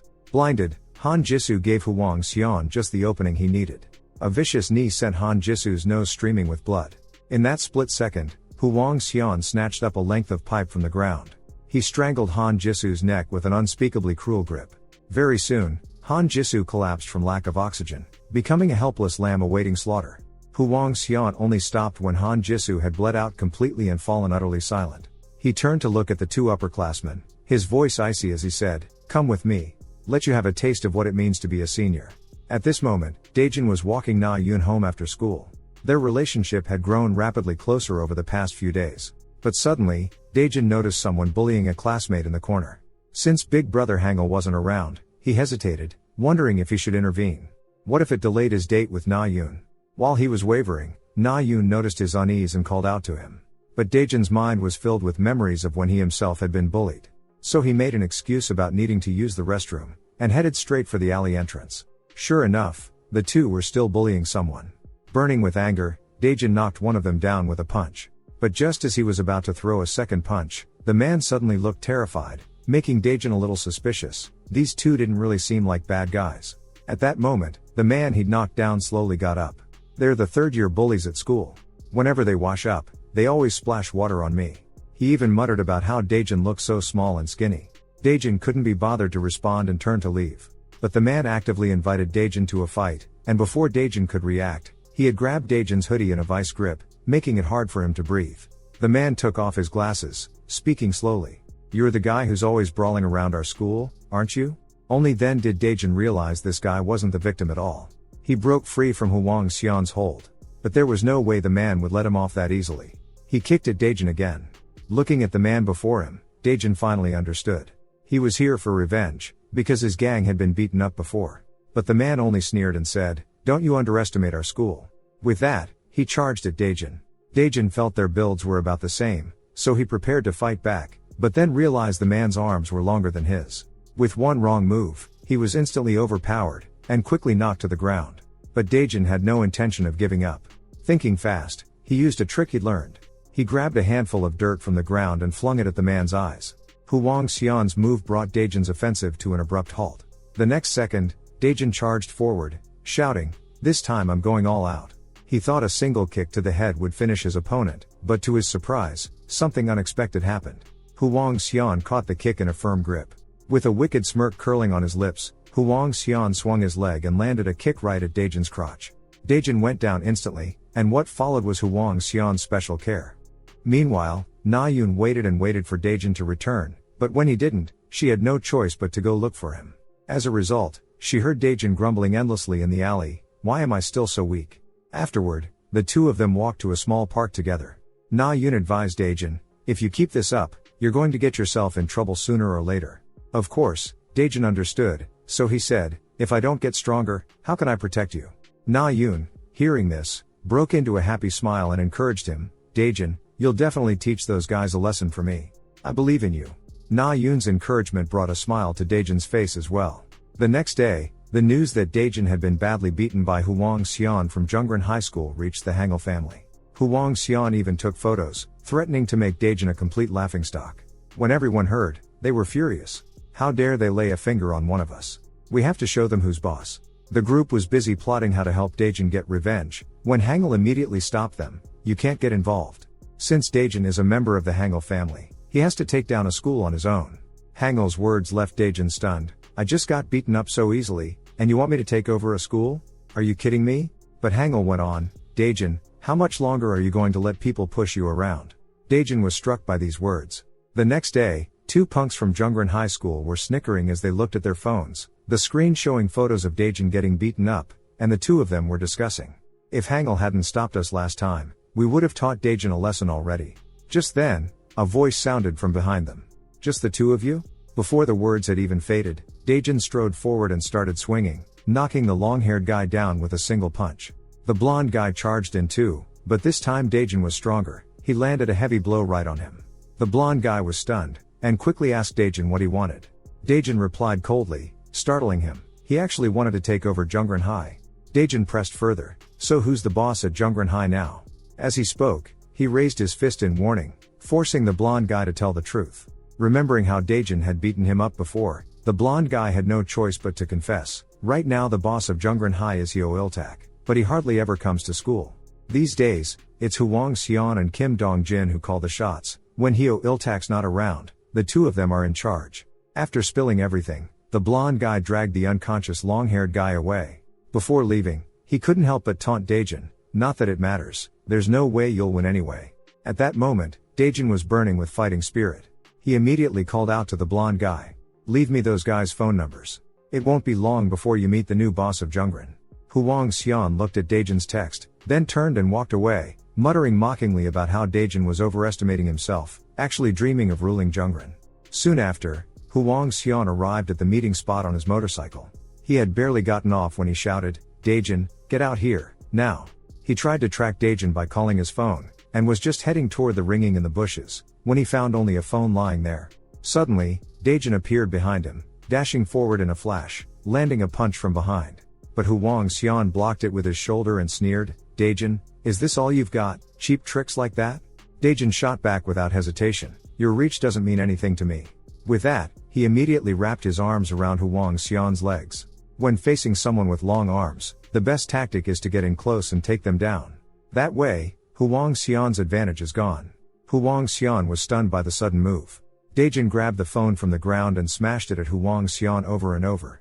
Meanwhile, another Jungran boss, Kim Dong-jin, asked the person next to him, "Where did Huang Xian go?" The other replied, "Probably went to find the troublemaker from earlier." Kim Dong-jin immediately sent a few people to look for Huang Xian. A man beside him was about to warn Kim Dong-jin to be careful. But Kim Dong-jin waved it off, saying, "I'm not worried about Huang Xian. I'm going to teach that arrogant punk a lesson." Elsewhere, Huang Xian suddenly gathered his strength and shoved Daejin upward. Daejin sensed danger right away. Huang Xian clamped Daejin's mouth with 2 fingers, a twisted smile curling at his lips, then yanked hard and flung Daejin aside. Blood instantly streaked across Daejin's face. Huang Xian sneered, "If you'd held out a little longer, your mouth would have split open. Don't even think about leaving here alive today." Daejin grew wary. Huang Xian lunged at him, forcing Daejin to scramble to his feet and dodge. The tide turned in an instant, and Daejin was overpowered. Huang Xian kicked hard at Daejin's left side. Daejin realized that if this kept up, he'd be overwhelmed sooner or later. Huang Xian taunted, "With skills like that, you think you can rule Jungren?" As he spoke, he crooked his finger, brimming with provocation. Gritting his teeth, Daejin charged at Huang Xian, using the same move as before. Seeing this, Huang Xian sneered, "This trick again? Got burned once and still haven't learned?" He seized the chance to lock Daejin's head in a chokehold, twisting hard, making Daejin gasp for breath. Just then, Daejin kicked Huang Xian in the groin, drawing a howl of pain from Huang Xian. Immediately after, Daejin imitated Huang Xian's move from just now, thrusting 2 fingers straight into Huang Xian's mouth. He flung him to the ground without hesitation. From a distance, Hangul witnessed the scene and couldn't help his shock. This guy's ability to mimic is insane. He only saw the move once and already mastered his opponent's technique. Huang Xian, sprawled on the ground, hurriedly called out for Daejin to stop. He even asked why Daejin was beating him up, insisting Daejin was the one who provoked him first. He was just trying to protect the school.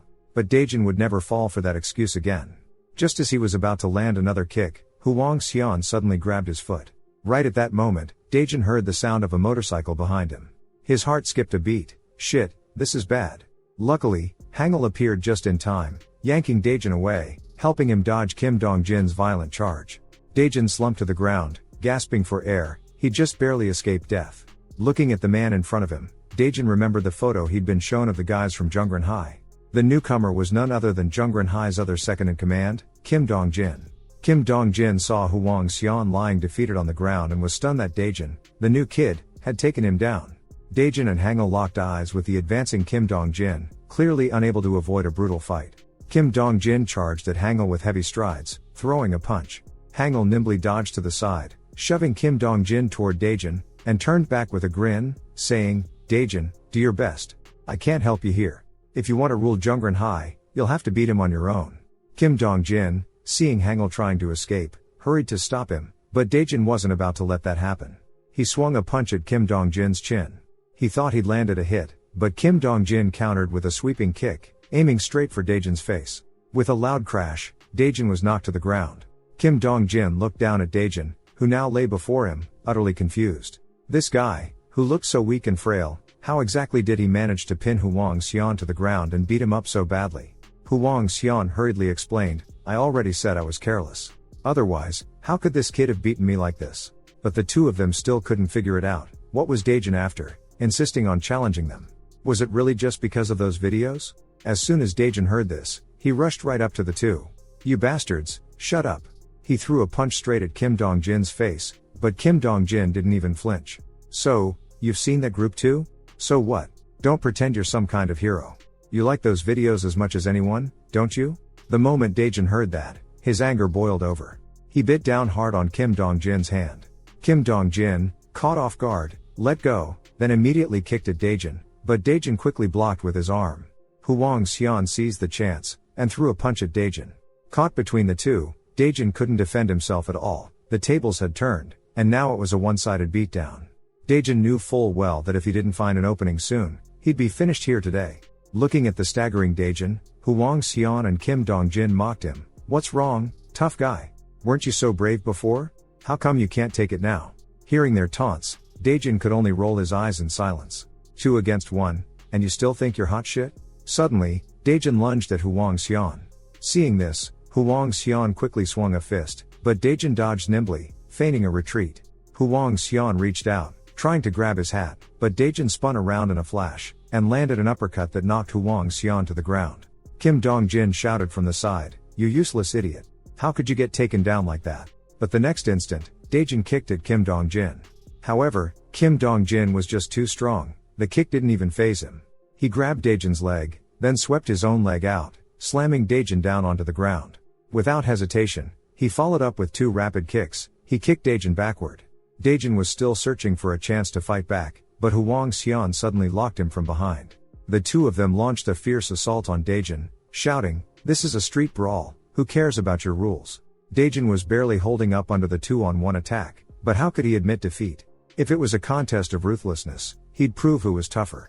Suddenly, Daejin slammed his head backward into Hwang Xian, finally breaking free from the hold. Kim Dong-jin kept throwing punches, trying to end it quickly, but Daejin abruptly tackled Kim Dong-jin into the nearby stream. If it was about being ruthless, he'd show who was willing to go further. At that moment, Kim Dong-jin panicked. He'd never faced an opponent so reckless. It didn't take long before Kim Dong-jin was defeated. Hwang Xian clutched his nose, shouting, "Is this guy's head made of stone? My nose is almost broken." Daejin climbed out of the water onto the bank, ready to deal with Hwang Xian. Before Hwang Xian could react, Daejin punched him square in the face, knocking him out cold. Just like that, the two big bullies of Jungrin were completely beaten by Daejin, who collapsed onto the ground, exhausted. Suddenly, a hand reached out from behind. It was Hangul. A few words of praise from him made Daejin grin sheepishly. Hangul helped Daejin up and started walking him back, reminding him, "There's still one guy left in Jungrin. You have to beat him if you want to be the boss here."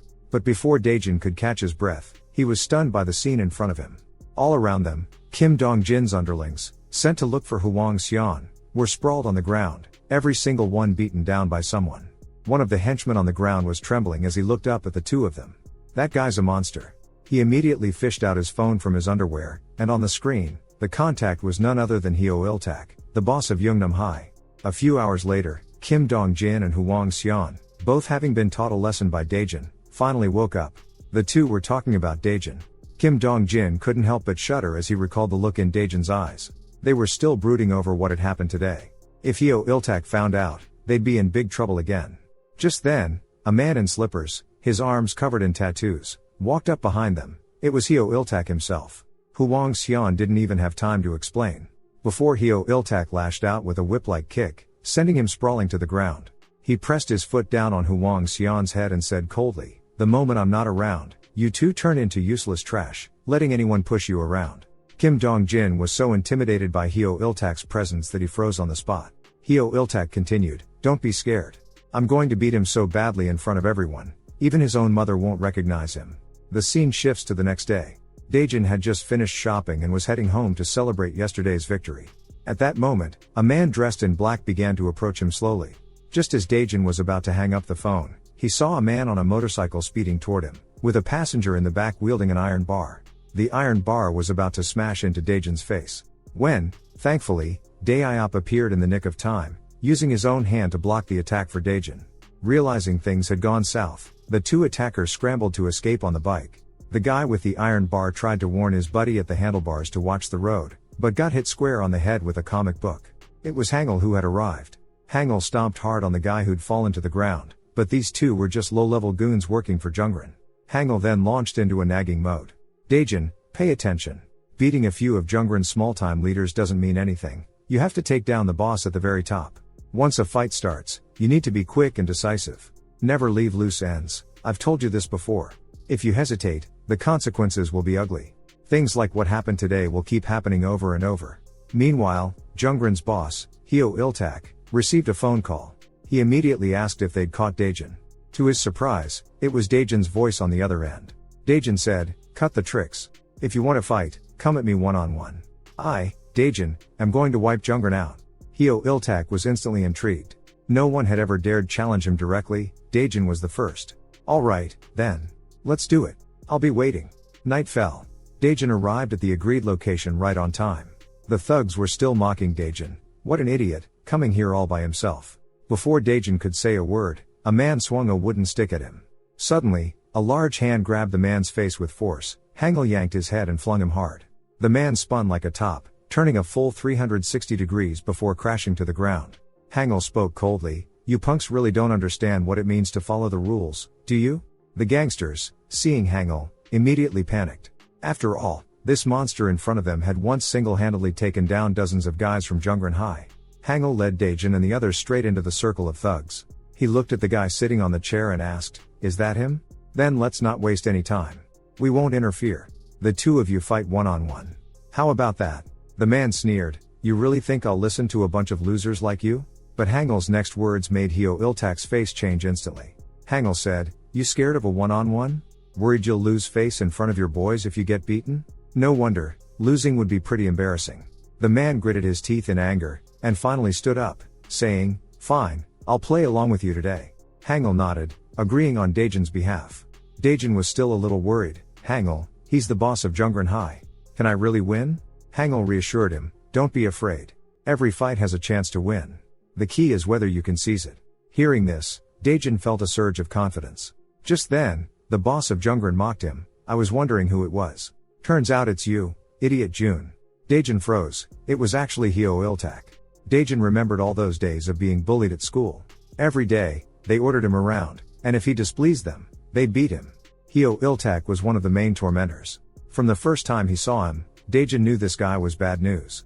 Once, someone accidentally bumped their table, and Hyo Iltak beat him half to death.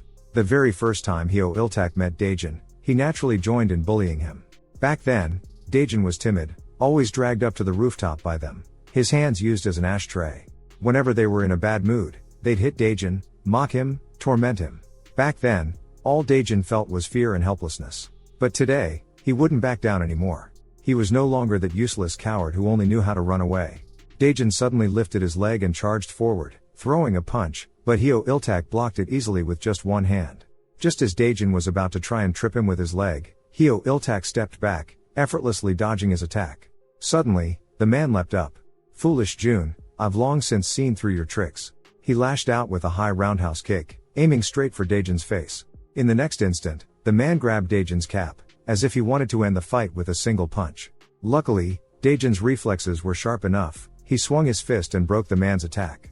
Daejin knew perfectly well that the man before him was far stronger than any ordinary person.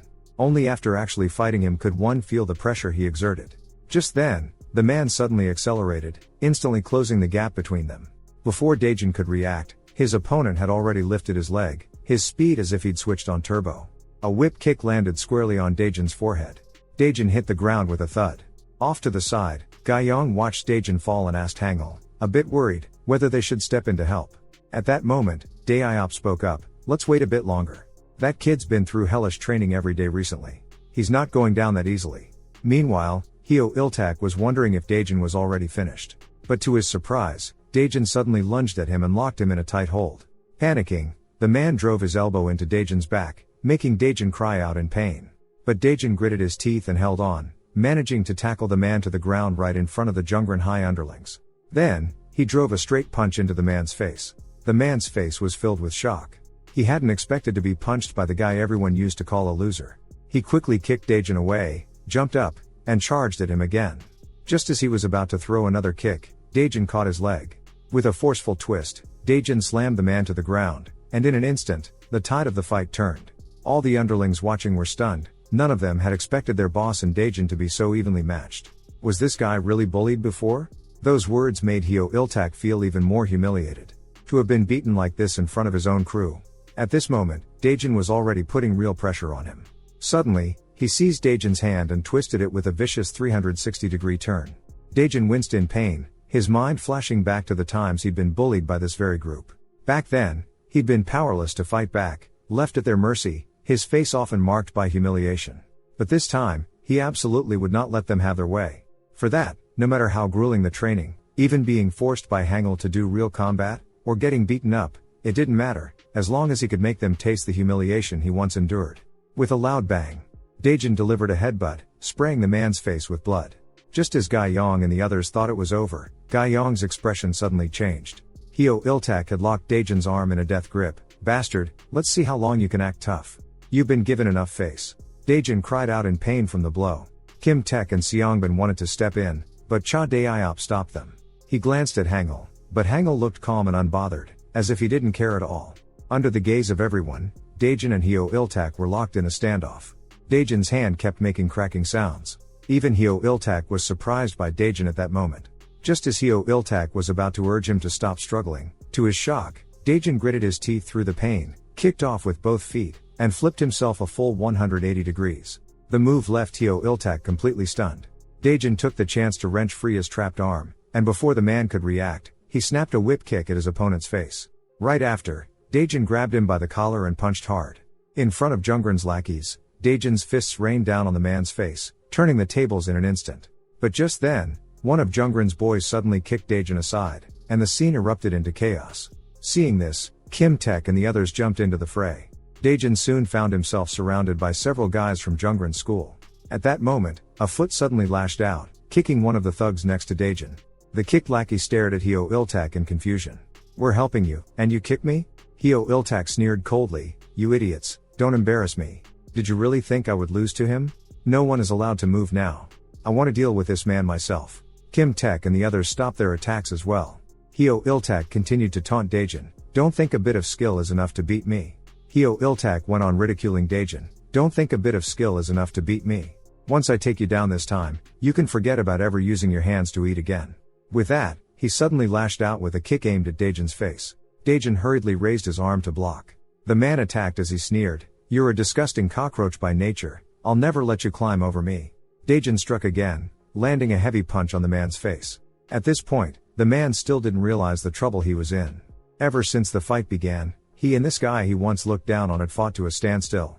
He understood that if he couldn't defeat Daejin in front of his underlings soon, his own status would be shaken. The moment his underlings started to doubt him, he would no longer be the predator at the top. No matter how skilled a fighter he was, without followers, it all meant nothing. The man lunged at Daejin again, shouting, "Get down on the ground. Beg me for mercy." The two clashed again, their fists landing on each other's faces almost at the same time. Seeing this, Kim Taek hurriedly asked Hangul, "When did Daejin become like this? What did you do to him?" Hangul replied, "I didn't do much, just taught him the basics of fighting. He improved so quickly because he has a natural instinct for it." By now, Daejin was gradually gaining the upper hand. Punch after punch landed. But he knew he had to find a way to win, and fast. If this dragged on any longer, he might still lose. Just as his opponent lunged at him again, a glint of victory flashed in Daejin's eyes. He deftly shifted his footing, spun around, and dodged the punch. Before anyone could react, Daejin spun back, and landed a heavy blow to the man's face. His opponent's vision went dark as blood spurted from his face. Hyo Il-tak tried to retaliate, but Daejin's fists came at him again, blow after blow, until he gradually lost the ability to fight back. Finally, with an uppercut, Daejin knocked down the guy who had once bullied him for good. Staring at the fallen Hyo Il-tak, Daejin's trembling hands told him that it was finally over. Jungran's lackeys around him all wore expressions of disbelief. That guy who looked like a pushover had actually taken down their boss. Hangul and the others, seeing Daejin had won, were just as shocked as they were excited. Daejin looked at his still shaking hands, realizing he had finally defeated the one who used to bully him. Some of the underlings started to panic at the sight. "What do we do now? That guy actually took down Hyo Il-tak." Another lackey said, "There's more of us, maybe if we all go at them together, we could take them down." But when the Jungran High students looked at Hangul again, fear outweighed their courage. Hangul said, "Are you guys blind? Didn't you just see him drop your boss? If you still want to fight, you'll end up the same way." Hangul then leaned in close to Daejin and whispered, "Hey kid, don't just stand there. You're the one who beat their boss, act like it. Scare these punks a little, got it?" Then Daejin looked at the few lackeys in front of him. "You're all Hyo Il-tak's guys, right? Who said you could stare at me like that?" The underlings, hearing this, immediately scattered in fear. Daejin finally let out a sigh of relief. Hangul looked at Daejin and said, "Daejin, the reason you won this time, if you ask me, is because that guy still thought you were the loser you used to be. He lost because he could never get past his own contempt for you. It broke him inside. If he'd treated you as a real opponent from the start, your chances of winning would have been a lot lower. But anyway, congratulations on finally shaking off that moron label." Daejin just grinned foolishly at that. After the duel with Hyo Il-tak, changes began to sweep through Jungran High. With Hyo Il-tak and his gang defeated, cracks began to appear among them. And the girls who had been bullied in the group chats joined forces this time to report these troublemakers. So, Jungran High held a major disciplinary committee meeting. Daejin also took the opportunity to submit the evidence he'd gotten from Donga last time. Most of the troublemakers were suspended, and the main instigators were expelled outright. Huang Xian, Kim Dong-jin, Hyo Il-tak, and the others would probably end up in a juvenile detention center as well. However, ever since Hyo Il-tak's duel with Daejin, he had completely disappeared. In short, after Daejin cleaned up Jungran High School, the campus became quiet and peaceful. Even Na Yun started to wonder if this was still the school she once knew. Since then, Na Yun's mood had brightened considerably. Watching all this, Daejin also felt that life was finally moving in a good direction. That evening, Daejin was stunned by the scene before him. Cha Dae-iop stared at him and said solemnly, "Of course we have to do this." With a loud pop, Cha Dae-iop set off a party popper right at Daejin. There was even a cake on the table, prepared to celebrate Daejin's victory over the king of Jungran High. But the celebration lasted only a second. Cha Dae-iop immediately grabbed the cake and started devouring it, mumbling with his mouth full, "You idiot, you took down the boss of a whole school. This is such a moving moment, of course we have to commemorate it." Watching Cha Dae-iop wolf down the cake, Daejin thought speechlessly, "I bet you just wanted the cake." At that moment, Kim Taek took a piece of pork belly from the grill and handed it to Daejin. "Daejin, you really surprised me. We haven't known each other long, but I never imagined you'd grow so fast. I've got high hopes for you." Next to them, Seongbin chimed in, "With your strength now, you should be able to get your revenge, right?" Hearing this, Daejin fell into deep thought. Late that night, Daejin couldn't sleep no matter how hard he tried. He quietly slipped up to the rooftop alone. As soon as he arrived, he heard someone speak behind him. He turned to see Hangul. Hangul said to him, "You've already had your revenge and become stronger just like you wanted, but you don't seem happy. Is something still bothering you?" Daejin was silent for a moment, then slowly began to speak. "Although this is the first time I've ever successfully taken revenge on someone who bullied me, and it really does feel amazing, it's a feeling I never experienced before. But at the same time, I also feel wronged. Even if I beat them as badly as I can, I still can't live a happy life with my family, nor can I have a normal school life. No matter how I get my revenge, it seems I can never go back to the way things were. That's why I feel so wronged in my heart." After listening, Hangul said, "So are you planning to just give up on revenge like that?" "No, I still want to take revenge on those guys." When Hangul heard this, he patted Daejin's head. "Why are you sighing here like everything's already over? Have you finished getting your revenge? Kid, are you afraid that once it's all done, your life will lose its purpose, and you won't know how to live like a normal person? Don't worry. After you get your revenge, I'll definitely show you what a real, lively street life is all about. Just trust me this once." Hearing these words, Daejin felt a warmth spread through his heart. Cha Dae-iop, who was listening nearby, seemed to be moved as well by their conversation. Soon, it was the next day. Daejin was getting ready to head out for his part-time job, but was stopped by Cha Dae-iop. Cha Dae-iop said, "I've already arranged for your leave. You don't have to go today." Daejin was a little stunned when he heard that. Seeing Daejin staring blankly, Cha Dae-iop quickly said, "Don't just stand there. Come with me, let's have some real fun today." And so, under Cha Dae-iop's lead, the members of the Hangul family spent a wild, carefree day together. Time flew by. Daejin had just come out of the karaoke bar, and for the first time since leaving home, he felt the happiness of family reunion. Maybe, for him now, the members of the Hangul family had truly become his real family. But just then, Daejin's fantasy was shattered by a voice from behind. He never expected that person to appear. "Have you ever been scolded by your parents for not doing well in school? The boy before me was often beaten and scolded by his father, just because his grades weren't as good as his older brothers. Every time his father hit him, he would say, 'Don't ever tell people outside that you're my son. You're such a disgrace.' After every beating, his mother would help him apply medicine and say, 'Your father hits you for your own good, it's because he loves you and cares about you.' The boy believed his mother's words and made up his mind to study hard and try to improve. Everything he did was just to live up to his father's expectations. Hard work pays off in the end. The boy finally got a good grade. That day, holding his report card, he was full of hope that his father would praise him just as he had praised his older brother. But his father only let out a long sigh and said, 'You're real brothers, so why is there such a big gap between you?' From then on, his father neither praised him nor hit him anymore. He lost all interest in the boy's studies and grades. At first, the boy thought it was wonderful not to be beaten anymore. But later, his father became completely indifferent to him. Whether it was matters at school or the boy's own troubles, his father turned a blind eye. Gradually, the boy became invisible at home. He felt lonely. He wasn't being beaten anymore, so why did it hurt even more inside? On the day he was kicked out of the house by his father, the two of them met again. What greeted him was a hard slap from his father. Daejin was stunned by this sudden act. He heard his father say coldly, "You leave home and don't even think about coming back? Do you even see me as your father?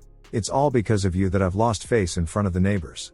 Stop embarrassing yourself outside and come home with me now.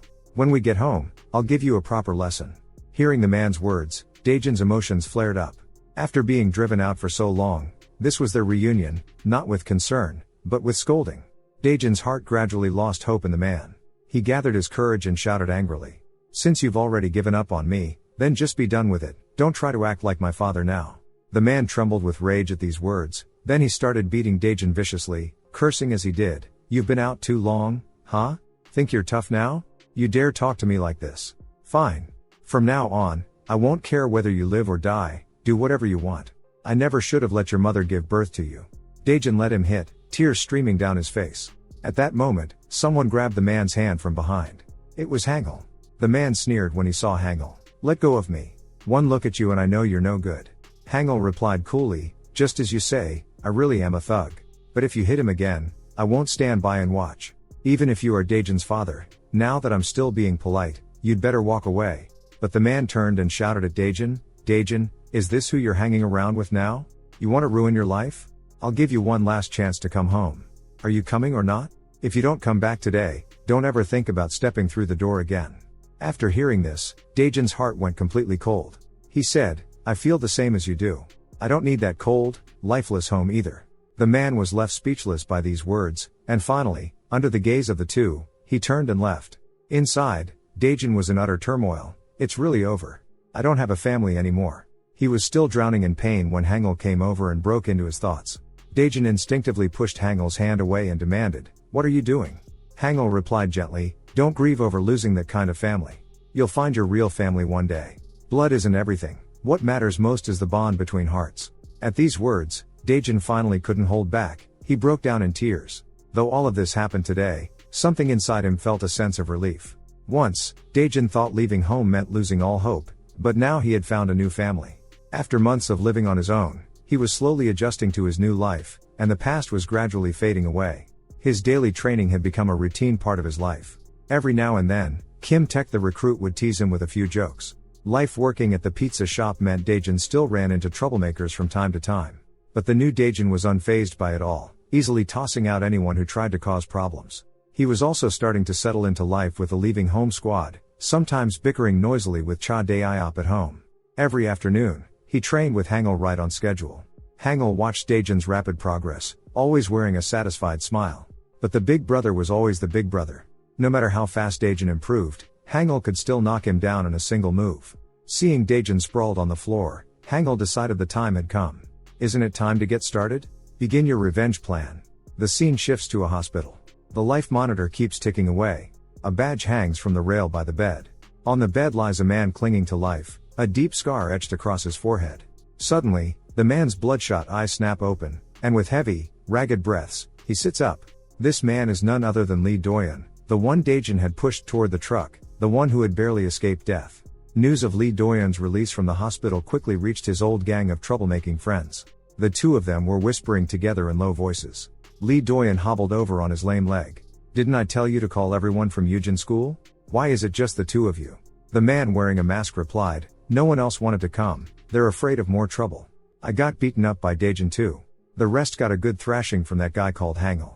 You'd better just let this one go. Before he could finish, Lee Doyen exploded with anger. You expect me to just let it go after what that kid did to me? Do you all think I'm easy to push around? Cut the crap and come with me to settle the score. The man Lee Doyen grabbed looked annoyed as well, shaking off Lee Doyen's hand. Lee Doyen was flung straight to the ground, and the air turned heavy with tension. The man said coldly, Lee Doyen, look at you now. What can you even do with that bum leg? Lee Doyen gritted his teeth and shot back, so what if I'm crippled? Are you all just going to leave me to go alone? The two hurried to explain, no, it's just that even if we went now, before they could finish, Lee Doyen cut them off. I knew you'd be like this. When you heard I was sick, not one of you came to see me.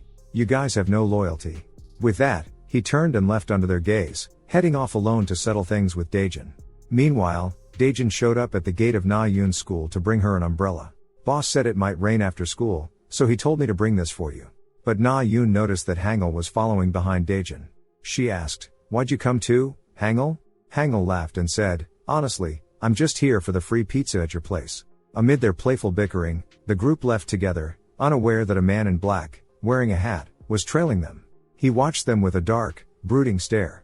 This man had just learned from two people he questioned that after being defeated by Daejin, Hyo Iltak, the boss of Jungran High, had gone missing. But he refused to believe it. He dialed Hyo Iltak's number again, his anxiety mounting as he saw call after call had gone unanswered. So, he continued to follow in Daejin's footsteps. At that moment, Daejin and his friends happened upon a group of punks bullying someone. One thug swaggered up to Hangul and threatened, can't you see we're busy here? If you don't leave now, you'll regret it. Their eyes met, and when the man saw Hangul unmoved, rage flared within him and he swung his fist to strike. But with a sharp smack, he was knocked down by a single punch from Hangul. Seeing this, Daejin immediately took on the nearby thug, one uppercut, and the guy in front of him had blood gushing from his nose. Surrounded by the gang, the two began to fight back. Lee Doyan, who had been trailing behind, was stunned by the scene. He never expected them to be such fierce fighters. The gangsters finally realized something was wrong. These two were far too strong. Someone recognized Hangul, and panic set in. He grabbed his companion and they fled in a hurry. It was only then that everyone noticed the uncle standing to the side. Hangul spoke up, "Uncle, this place is dangerous. Be more careful next time, don't get mixed up with them." The uncle rushed to explain, "No, it's not like that, those people were deliberately targeting me. They confirmed my identity first, then made their move. Someone who knows me must have put them up to it." Hangul's heart tightened at this familiar pattern. This was He Guang's usual trick. Did they come back again? Meanwhile, in a corner, Lee Doyan looked at Daejin and finally understood that he was no longer someone who could be bullied at will. With those skills, he was completely outmatched. Am I actually intimidated by him now? Cursing under his breath, Lee Doyan turned to leave. Just then, a hand landed on his shoulder. "You've got a filthy mouth. Were you cursing at us just now?" Lee Doyan, completely confused, asked, "What do you want?" The next second, the man slapped him hard across the face. "I'm here to pick a fight. So what? Hand over your wallet and phone." But Lee Doyan wouldn't be scared off so easily. He swung his fist right back. "You think you can rob me?" But soon enough, he was pinned to the ground after a flurry of punches and kicks. Lee Doyan finally realized that, as he was now, he was no match for them, and could only start begging for mercy. But the man looking for trouble wasn't about to let him off so easily. A half-eaten ice cream, chewed up by a dog, was thrown down in front of Lee Doyan. "Eat it. Finish it in front of us and we'll let you go." Before he could react, the man grabbed Lee Doyan's head and forced it down. Just as his mouth was about to touch the ice cream, the thug was suddenly knocked to the ground. Another gangster, seeing this, immediately leapt up and charged at the attacker, but in the next second, he himself was knocked to the ground. These kinds of people are getting more and more common lately. I've already chased off 2 groups today. Hearing this familiar voice, Lee Doyan began to grow nervous. Daejin asked him, "Can you get up on your own?" The sound of Daejin's voice sent a wave of panic through Lee Doyan's heart. There were parts of his past he never wanted to revisit. Although it didn't last long, when he was young, he had been ostracized, all because he was overweight. His classmates would often look down on him with mocking eyes, and every time, he never dared to talk back, never dared to meet their gaze. Until one day, he learned how to fight back. That moment, for the first time, he looked down at someone lying on the ground, and finally understood what it meant to take control of one's life. From then on, he swore he would never go back to the way things were. Suddenly, a voice at his ear interrupted his memories. Daejin said, "Let me help you up. You can take my hand." Lee Doyan looked at Daejin's outstretched hand, his body trembling, and hurried to get up and leave on his own. But because he was injured, he could only limp as he walked. Daejin caught up again and said, "How about I help you walk?" Lee Doyan grew even more flustered. Seeing Daejin draw closer and closer, he thought if he was found out, he'd definitely get beaten up badly. Just then, a heavy rain suddenly poured down from the sky. Dragging his wounded leg, Lee Doyan just wanted to get away from this wretched place as soon as possible. Daejin stood where he was, still looking after him, clearly worried. When Lee Doyan finally realized Daejin wasn't following him anymore, he breathed a sigh of relief, thinking to himself that once he got away, he'd definitely find someone to give that guy a good beating. He was lost in these wild thoughts when suddenly, an umbrella appeared above his head. Daejin said, "You don't look so well. Here, you take this umbrella." As soon as he finished speaking, Daejin was about to hand him the umbrella, but Lee Doyan shoved him away, and walked off without a backward glance. Daejin watched his retreating figure, still a little worried. Just then, a voice both familiar and strange rang out in the rain, "Please, just stay away from me." The voice was soft, blurred by the sound of the rain, almost indistinct. But Daejin instinctively felt uneasy. That faint voice seemed to brush against some hidden corner deep in his memory.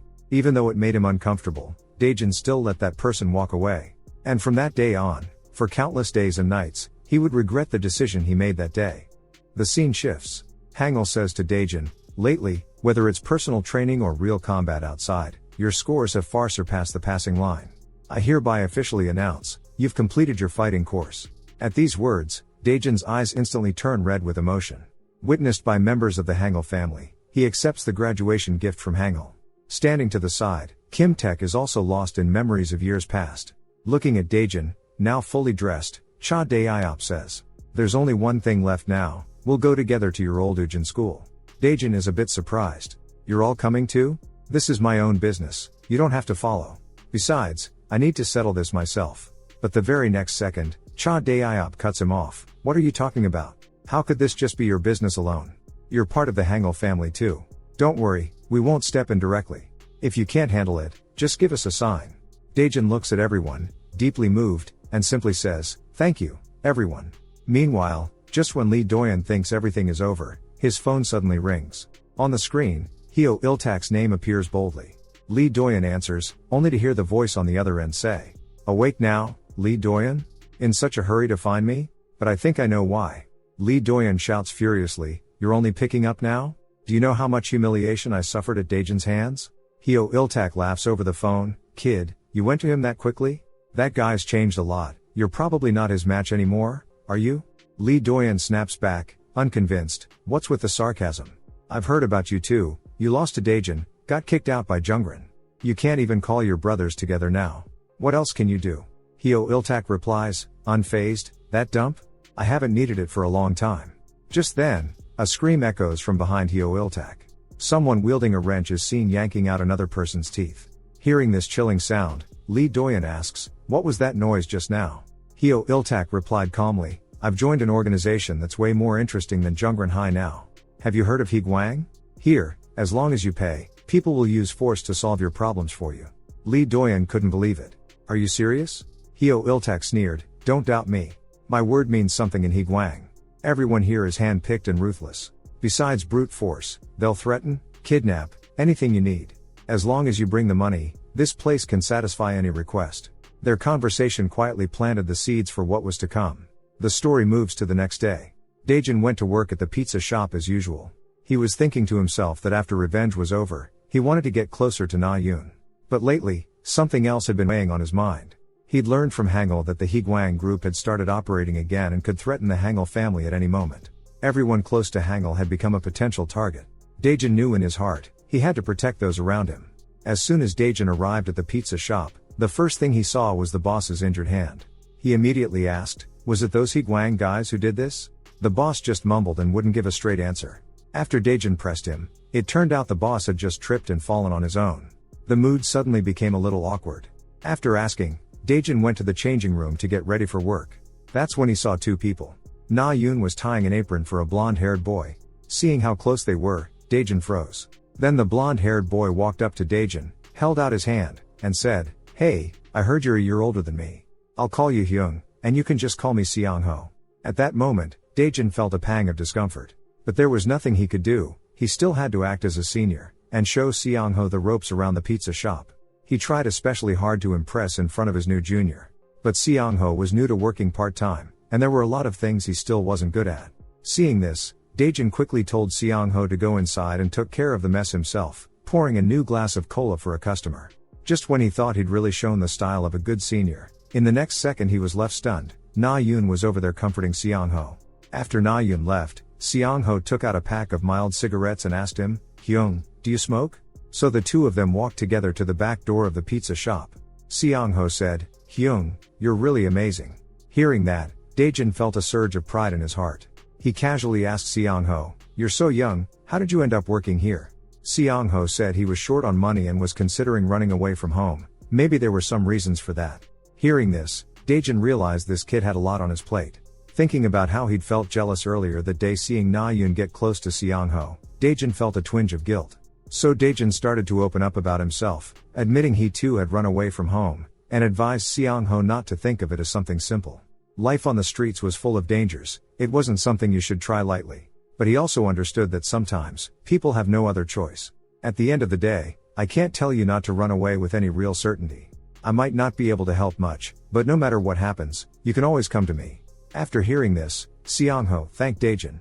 Daejin, while still urging him not to really run away, couldn't help but show off by smoking his cigarette backwards. The next day, when Daejin arrived at the convenience store, he was stunned.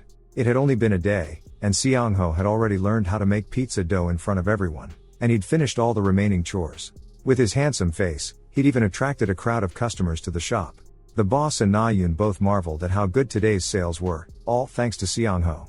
Na Yoon even went over and ruffled Seong-ho's hair. Seeing that, Daejin's mind was thrown into chaos, and under their gaze, he bolted out the door. Standing outside, Daejin sighed at the unpredictability of life. Just then, a hand suddenly landed on his shoulder. He heard a man, out of breath, say, "Can you help me find a place to hide? If I get caught now, I might not make it out alive." At that moment, a few tough-looking guys rushed out, and right under Daejin's nose, they split up to search. Taking advantage of the moment, the man managed to slip away. From his words, Daejin learned.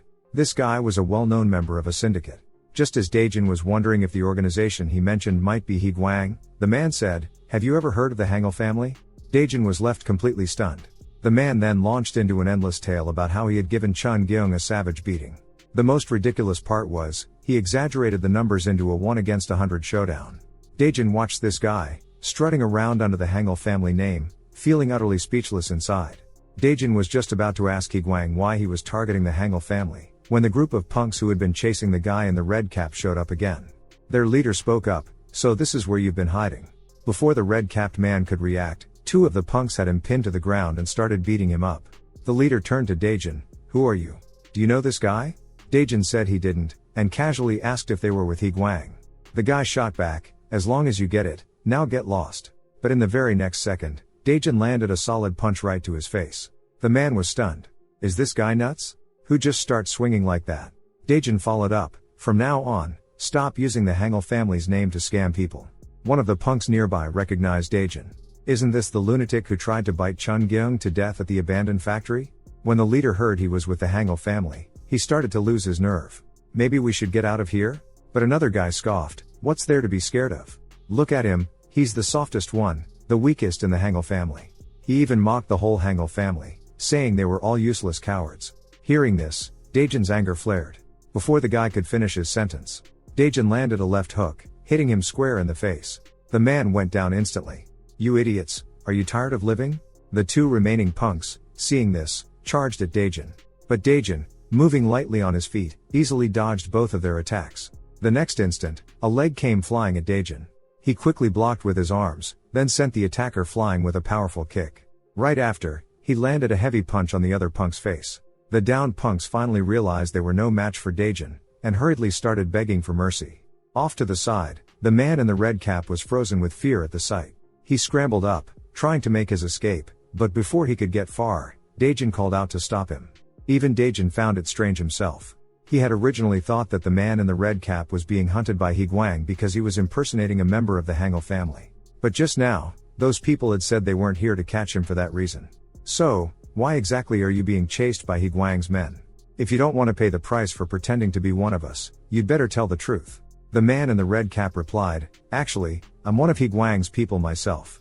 As soon as he said this, Daejin immediately grew wary, ready to make a move. The man quickly explained that, in fact, he'd been betrayed by Higuang.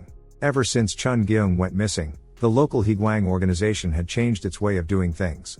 They no longer went around collecting protection money from every shop like before. Now, Higuang took on all sorts of jobs for money, handling dirty work for others. Anything the underworld could offer, they'd do it. As for why he was betrayed by Higuang, it was all because of that man. Daejin glanced over and recognized him. "Isn't that the middle-aged man who'd been beaten up earlier?" The man in the red cap asked in surprise, "You know him?" Daejin nodded, saying he'd seen him being chased by Higuang and had stepped in to help. The man in the red cap gritted his teeth. "It's probably because of him.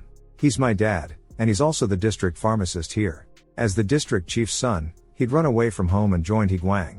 He'd thought he was going to live the good life, but only after witnessing Higuang's crimes firsthand did he realize how cruel the organization truly was. Just as he was growing disillusioned with Higuang, he found out someone had paid Higuang to threaten his father with violence. And during their investigation, they discovered he was the district chief's son. Higuang decided to use him as a hostage to threaten his father. He'd thought they were family, but Higuang turned on him in an instant. Since he was already under their watch, he decided to steal the payment meant for Higuang and go on the run. Daejin looked at him and asked, "Isn't your dad in serious danger now?" The man insisted he didn't care, but his face betrayed a worry he couldn't hide. So, Daejin said to this impatient guy that when it came to fathers, he didn't really know what to say either. But when it came to family, that was something he could understand. He spoke earnestly, "Only those who truly care about you, who value you, are worth protecting with your life." The man in the red hat immediately frowned and retorted, "So you're telling me I should risk my life fighting Higuang for that old stick in the mud? He's never cared about me." Daejin explained, "Actually, your dad isn't the way you think he is. Since you left home, he's been looking for you. The reason he didn't recognize you is because the photo he is looks a bit different from how you look now. But I can tell you for sure, your dad is really worried about you, he's been desperately searching. He even asked me, if I found you, to tell you he's sorry. Hearing this, the man in the red hat burst into tears. If he'd known things were like this, he would never have run away from home, and he wouldn't have become a target for Higuang's people. Daejin looked at him and found it a little ironic. Both people he'd met over the last couple of days, one was planning to run away from home, and the other already regretted it. He patted the man on the shoulder and said, "Don't worry, I'll help you." The scene shifts. Chun Gyeong was glaring fiercely at the Higuang men, gritting his teeth. "Just because I lost once, you're kicking me out of Higuang?" He was still complaining, when suddenly a hand reached from behind and slammed him to the ground. It was Bae Gangrak, a Higuang officer. Before Chun Gyeong could explain, Bae Gangrak spoke. "Do you know how much we've lost because of you? I warned you before not to make a scene. This time, too, it was you who provoked the Hangul family, and that's why things went south." Chun Gyeong refused to back down, threatening that if they kicked him out, he'd spill all of Higuang's secrets. But the next second, Bae Gangrak knocked him out with a single punch. "Chun Gyeong, you've crossed the line. If you want to betray us, you can die." With that, he ordered his men to finish Chun Gyeong off. At that moment, another Higuang officer quietly warned him, "You'd better be careful, if you slip up, we're all in trouble." But Bae Gangrak only laughed. "You don't seem too worried yourself, do you? Weren't you the one in favor of wiping out the Hangul family?" The man with glasses nodded. "Of course. I saw with my own eyes how they threatened Higuang. Besides, we just got the order, it's time to deal with the Hangul family." However, he still felt puzzled and asked Bae Gangrak, "Why are you against taking action?" Bae Gangrak replied calmly, "I just think it's not worth it to take them out directly. We can test them one more time. If we really want to make a move, we can do it any time. And they still don't know that I've already planted an undercover agent in their ranks." Meanwhile, the scene shifts to the pizza shop. Daejin is introducing Seong-ho to In-hoon, whom he met earlier today. In-hoon, having heard from Daejin about Seong-ho's desire to run away from home, immediately tries to dissuade him. "You'd better not do that. The outside world isn't what you think, it's just hardship out there." He even points at Daejin and says, "Was it this guy who told you that you could just leave home if you're tired? That's because he's from the Hangul family. They're not like us, they never bully anyone. But most of the kids who run away around here end up as thugs." But then, changing his tone, he says seriously, "Still, if you really want to run away, you might as well join Higuang." Daejin is dumbfounded and immediately starts arguing with In-hoon. "What kind of nonsense are you spouting?" In-hoon retorts, "You've never been on the streets, so you don't get it. If you want to run away, joining Higuang is the only way to have a decent life." At that moment, Seong-ho interrupts them. "Is that really the only option?" In-hoon turns to Seong-ho and asks, "Why do you want to run away from home anyway?" Seong-ho lowers his voice and says that he once had a warm family, but his mother died in an accident, and his father fell into a deep depression. Still, his father did his best to make him happy, and even remarried to give him a complete family. At first, his stepmother was kind to him, treating him like her own son. But after his little sister was born, everything changed. He became the unnecessary one in the family, sometimes even getting hit by his stepmother, who also drove a wedge between him and his father. He had wanted to talk things out with his dad, but seeing how hard his father worked, and how he only seemed truly happy when he was with his wife and daughter, he didn't want to ruin that happiness, so he decided to leave home. Seong-ho thought, maybe if he wasn't around, the family could finally be truly harmonious. Daejin and In-hoon both fell silent, realizing it's hard to offer advice when you haven't experienced someone else's pain. Although Daejin himself had also run away from home, he knew that standing in front of Seong-ho, his words didn't really carry much weight. Still, he spoke up, "If your father truly cares about you, he definitely wouldn't want you to leave. Don't just think about your dad, you have to look out for yourself too." In-hoon nodded as well. Daejin's right. "If things don't get any better, I've got some money stashed away. I can help you rent a place when the time comes." After hearing the two of them, Seong-ho lowered his head in gratitude. Then he asked In-hoon, "You mentioned what happened with your dad earlier. What do you plan to do about it?" In-hoon thought for a moment. "I haven't decided yet. Maybe I'll just get into a fight with Higuang." Daejin, meanwhile, was troubled. Should we talk it over with Hangul and the others? But in the next second, Seong-ho suddenly suggested, "Why don't we go find the client and ask him to cancel the job?" Both of them were stunned. As evening fell, the three of them prepared to go their separate ways. In-hoon asked Daejin why he was helping him. Daejin simply said, "Now that we're all just getting by on the street, what's the point of drawing lines between us? Besides, I think you're both good people." Hearing this, the two of them exchanged knowing smiles. In-hoon suddenly threw an arm around Daejin and exclaimed, "Daejin, you really are a good guy. With the mood lightened, Daejin left. But he had no idea that one of them was reporting to Higuang Organization's officer, Bae Gangrak. Hey, it's me. From what I've seen, Daejin's just a soft-hearted guy. Should I keep watching him? Bae Gangrak replied, keep an eye on him for a while. If he turns out to be useless, get rid of him. Trying to help Seongho and Inhwan, Daejin took the initiative to seek out members of the Hangul family and ask them for help. The next moment, he was greeted by Cha Daeop's furious outburst. Are you out of your mind? You think we're some kind of justice warriors? Seongbin also tried to reason with Daejin. You need to get it straight. Them running away from home isn't the same as those struggling shopkeepers around here. Gai Yong began to share her own experiences. She said that Daejin didn't really understand this neighborhood yet. You ran away from home and joined the Hangul family, but a lot of the runaways around here are dangerous people. The first runaway group I joined almost sold me to a nightclub. Luckily, I was quick enough to escape, and that's how I met the Hangul family. Daejin still felt that the two guys he'd met didn't seem like bad people. Hangul said, maybe you're right, but on this street, the only people we can trust are ourselves. That night, Daejin thought back on his conversation with Hangul and the others, understanding that they were looking out for him. But Daejin was soft-hearted, and still wanted to help those two. The next day, he brought Inhwan and Seongho with him, and together they tracked down the guy who had hired Higuang to attack Inhwan's father. The man was not only Inhwan's father's colleague but also an influential figure in the district. The group was discussing how to get him to withdraw his order. Just then, the man walked into a nightclub. Daejin was fretting about how to get inside, when, in the next moment and to the shock of both Daejin and Seongho, Inhwan pulled out several fake IDs, an essential tool for any runaway. They made their way into the club with no trouble and began searching for the Mediterranean drug woman. In another private room, a Mediterranean-looking man had his arms around two girls, his face full of pleasure. Suddenly, one of the girls didn't finish the drink he handed her. The man slapped her across the face, leaving her cheek flushed red. His anger only grew, and he kicked all the women out of the room. Daejin and his friends happened to witness the scene. From inside the room, they heard the man bellow, "Go get your manager right now." From the women, Daejin and his crew learned that this was the man they were looking for. The man was still cursing nonstop inside, when Daejin and his group pushed open the door and walked in. The furious man saw them and shouted, "Who the hell are you punks? Get out of here." Inhwan fixed his gaze on the man. "I know you hired Higuang to get someone to rough up my dad. If you don't call it off right now, I'll make this public." The man sneered in disdain. He was a district big shot here. Why would he be scared of some rookie kid? He shot back, "Are you Higuang's enemies? Or did Jung Byung-il hire you?" Although, I doubt that guy could come up with something like this. Just as the words left his mouth, Inhwan couldn't hold back any longer and grabbed the man's collar in one swift motion.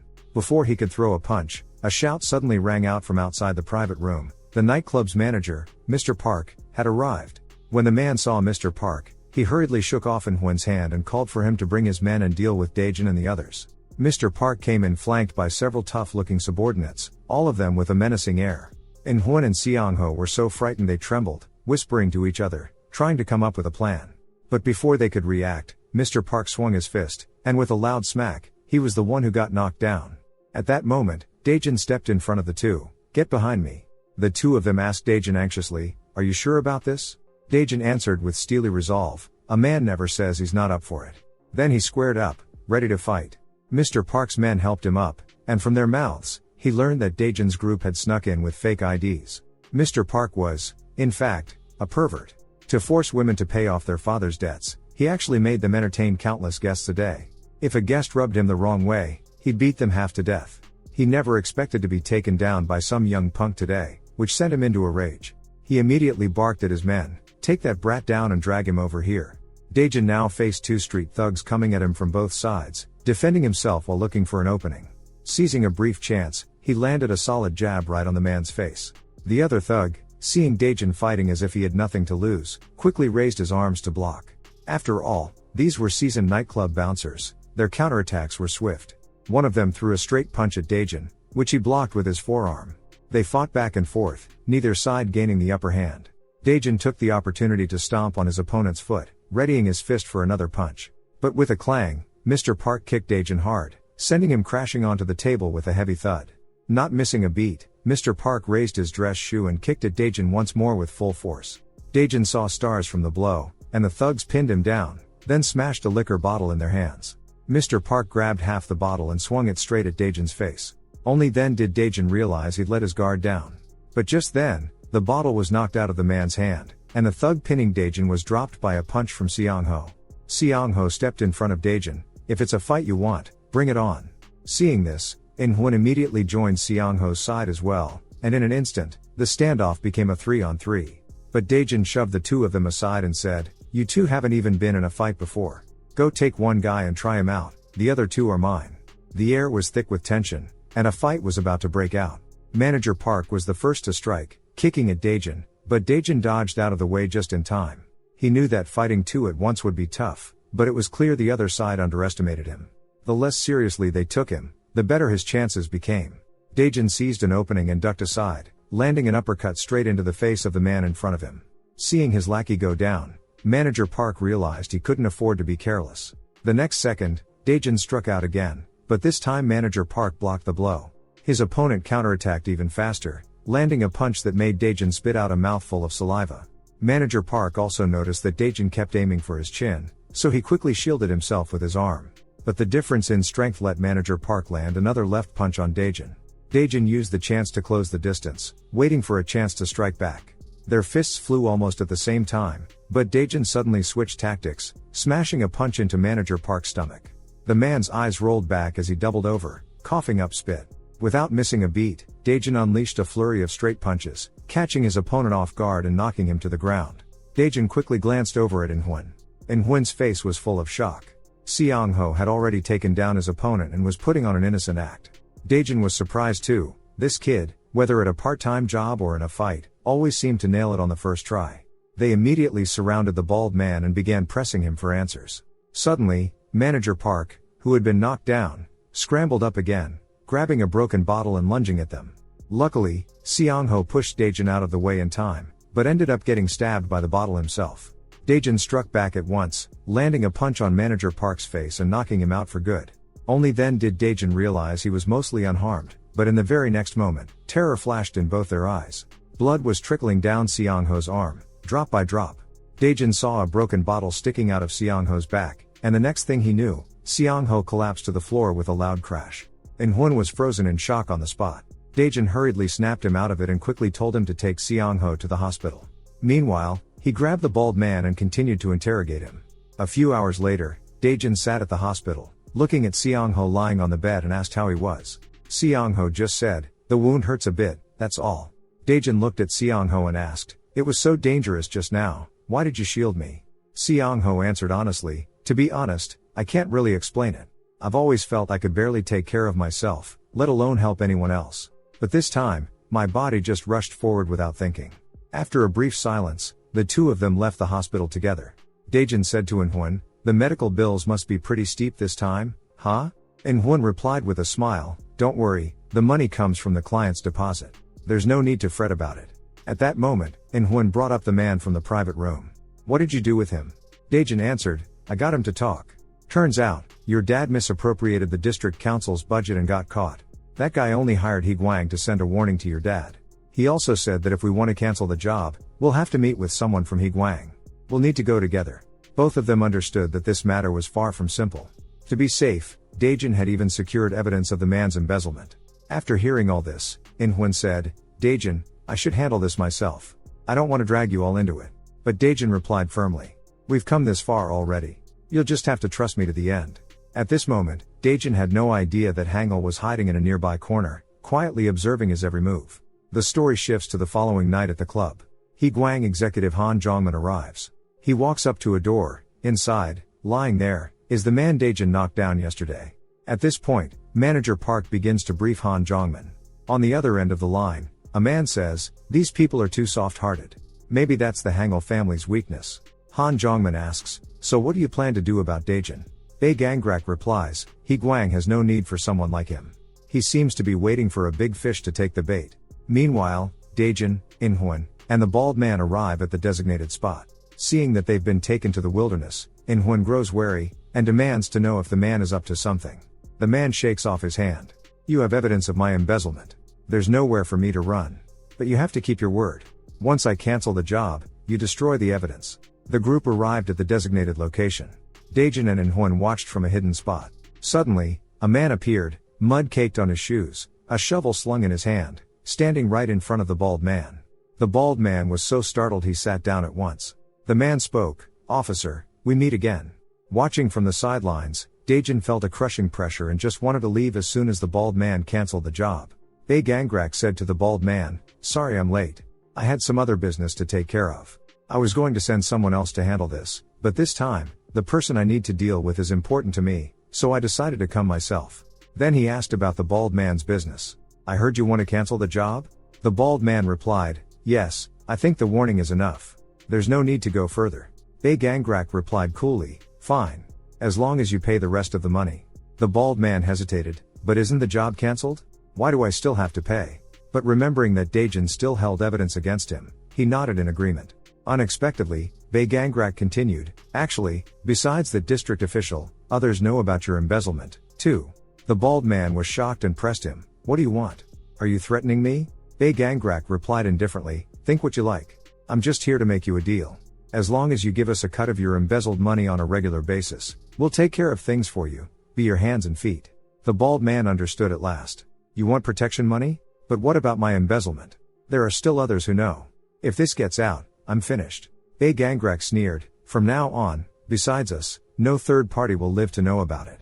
You may have cancelled the job, but we're still going to take care of Young Byung-chul, and the guy threatening you with the embezzlement evidence." Daejin and Inhwan hadn't even had time to react, before a group of men surrounded them. They had no idea they'd already walked right into Bae Gangrak's trap.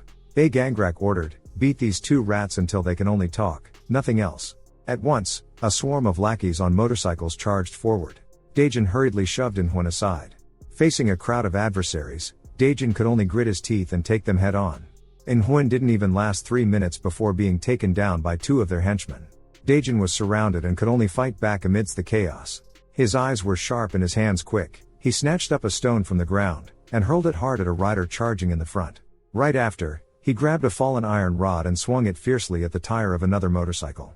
Before the thug could get back on his feet, Daejin kicked him square in the face, then immediately pulled back to open up some distance. Taking advantage of the moment, Daejin dashed towards the bald man, hoping to threaten his way out. But just then, a shovel suddenly flew across and landed right in front of him. Bae Gangrak strode toward Daejin. "Daejin from the Hangul family, you've got some skills. I'd planned to let my men handle you, but it looks like I'll have to do it myself." Staring at the man before him, Daejin felt the pressure spike in an instant. At this moment, the aura radiating from this man was on a completely different level from any opponent Daejin had faced before. He knew full well that if he lost now, it wouldn't just be him, his companions would be finished, too. Before Daejin could figure out a plan, Bae Gangrak's fist was already swinging toward him. Daejin tried to block with his arm, but in the next second, he was sent flying by a punch, crashing into a tree. As he was knocked through the air, Daejin realized just how much stronger this man was than him. This guy was even tougher than Chun Gyung. Before Daejin could get back on his feet, Bae Gangrak delivered another heavy blow, aiming for his head. Daejin twisted to dodge, but with a sharp crack, the fist slammed hard into his leg instead. His leg fractured, and the pain made him scream out loud. Bae Gangrak grabbed him by the hair, dragging him forward step by step. Up ahead, a bonfire blazed. Bae Gangrak spoke, "Everything your Hangul family has done, I'm going to pay you back for, one by one. And those burns on Chun Gyung's face, every time I see him it pains me, so I'm taking it out on you." Firelight flickered across his face, and Daejin's survival instinct suddenly erupted in his mind. Before Bae Gangrak could react, he snatched a burning log from the fire, and hurled it viciously at Bae Gangrak, seizing the chance to lunge for the nearby shovel. Daejin grabbed the shovel in one swift motion. "I can't just go down like this." The sound of metal clashing rang out as the two locked eyes. To Daejin's shock, Bae Gangrak blocked the shovel strike with his bare hands, and, under Daejin's stunned gaze, split the shovel in two with just his hands. Then, without missing a beat, he landed a punch on Daejin's face. With a clang, Daejin collapsed to the ground. Bae Gangrak looked at the fallen Daejin, a bit surprised at the willpower he showed in the face of death. He had intended to finish Daejin off then and there, but now he'd changed his mind. "I'll give you a chance. Join Higuang. Of course, you don't really have a choice right now, and you're not getting in straight away. You'll have to prove yourself first." As he spoke, he signaled to one of his men, who dragged a man out of the trunk, and threw him down in front of Daejin. Then, a shovel clattered to the ground.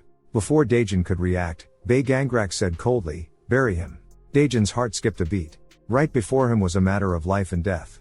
The man on the ground turned his face, and Daejin realized it was Manager Park, the one who'd stabbed Seong-ho into the hospital.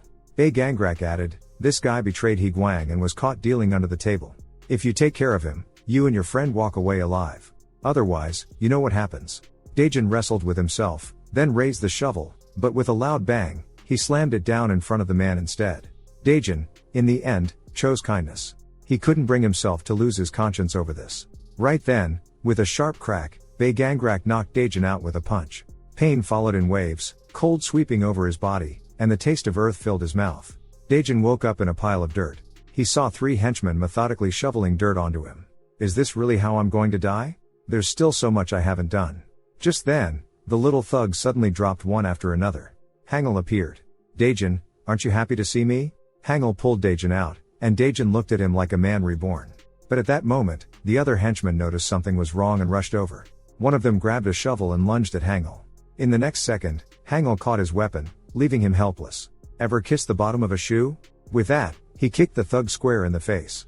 There was a thunderous crash, and the thug collapsed, motionless. The gang members nearby started to panic. Why does this guy look so much like Hangul?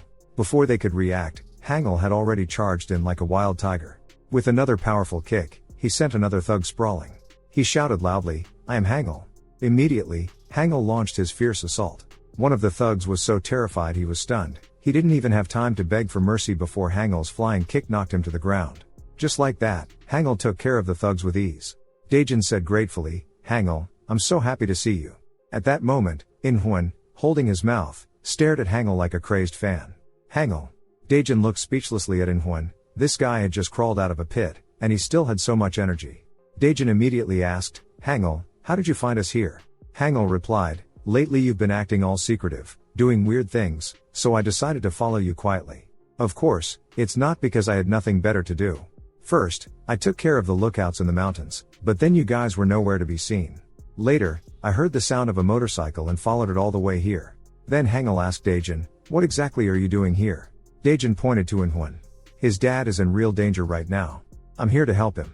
Then he asked, Hangul, where did that big guy, the He Guang officer, and the district leader go? Did you beat them? Hangul looked puzzled. I didn't see anyone else when I got here. Daejin immediately grabbed one of the thugs on the ground. Where did your officer and the district leader go? The thug replied, I don't know either. He just ordered us to bury you guys, and then they drove away. He struggled and begged, let me go, please. I was just following Bei Gangrak's orders. When he heard Bei Gangrak's name, Hangul's expression changed. Now things were getting complicated. Hangul shoved Daejin aside and pointed at the thug. Listen up. When you go back, you tell Bei Gangrak exactly what I say. You really did bury Daejin alive, just like you were told. And, today, you never saw me. The little underling, terrified, stammered, if Bei Gangrak finds out, I'm finished. No sooner had he spoken than Hangul tossed him straight into the pit. So what you're saying is, you're only afraid of Bei Gangrak, not me. With Daejin and In-hwan staring in shock, Hangul effortlessly took care of everything before him. The scene shifted. As they descended the mountain, In-hwan clung to Hangul, snapping photo after photo with a cheerful click, then excitedly asked Hangul to sign his arm, acting every bit the starstruck fan. Just then, Daejin spoke up, brother, if I want to save his father, I have to defeat Bei Gangrak. I know I'm being bold, but, can you help me? In-hwan immediately interjected, no, we can't drag Hangul into this too. Maybe I can handle it on my own. Hangul replied coolly, oh, really? Then, taking the opportunity, he gently pulled Daejin away. With a stern face, Hangul said to Daejin, don't provoke Bei Gangrak again, and stay out of In-hwan's affairs. For now, Bei Gangrak thinks you've both disappeared. Daejin looked puzzled. Brother, why? Someone like that is nothing to you, right? Hangul answered calmly, I can't touch Bei Gangrak. If I do, it's no longer a personal matter. Some things aren't as simple as you think. This is for everyone's sake. Remember, this world doesn't care about your compassion. Daejin fell silent for a moment, then asked, then why did you help me back then? What makes me different from In-hwan? Hangul was momentarily at a loss for words, so he simply turned away, feigning indifference. Do as you like. But I told you, I won't get involved again. With that, he walked off, hands clasped behind his back. The next day, Daejin stood alone on the balcony, pondering how to defeat Bei Gangrak. But when he thought of their vast difference in strength, he still felt powerless. He racked his brain, how did Bei Gangrak manage to find them? They had always been watching the movements of the key personnel in the restricted area. Just then, his phone suddenly rang. It was Seong-ho calling. Daejin asked how he was feeling. Seong-ho brought up that he'd heard from Manhwa about their run-in with a dangerous guy in the mountains, and how it nearly ended badly. Daejin nodded. Yeah, he was even more dangerous than I expected. Seong-ho, you should stay out of this. But Seong-ho insisted, but I want to help in Hyun. Just then, a voice cut into Daejin's call. Kim Taek walked over and asked, Daejin, who are you talking to? Daejin quickly muttered under his breath and hung up the phone. He then smiled and said, just chatting with a coworker, that's all. Kim Taek's expression darkened. Is that so? Suddenly, he swung a fist at Daejin. Daejin was caught off guard, stunned by the blow, unable to react at all. Kim Taek shook his bandaged arm. I heard from Hangul Hyung, you want to fight a Higuang officer. Officers are a whole different league from your average Higuang. If you want to be qualified to take on a Higuang officer, you'd better beat me first, even with my injured arm. Daejin was still reeling from shock, when another voice cut in, no, that's not enough. Before you can challenge a Higuang officer, you'll have to get through all of us first.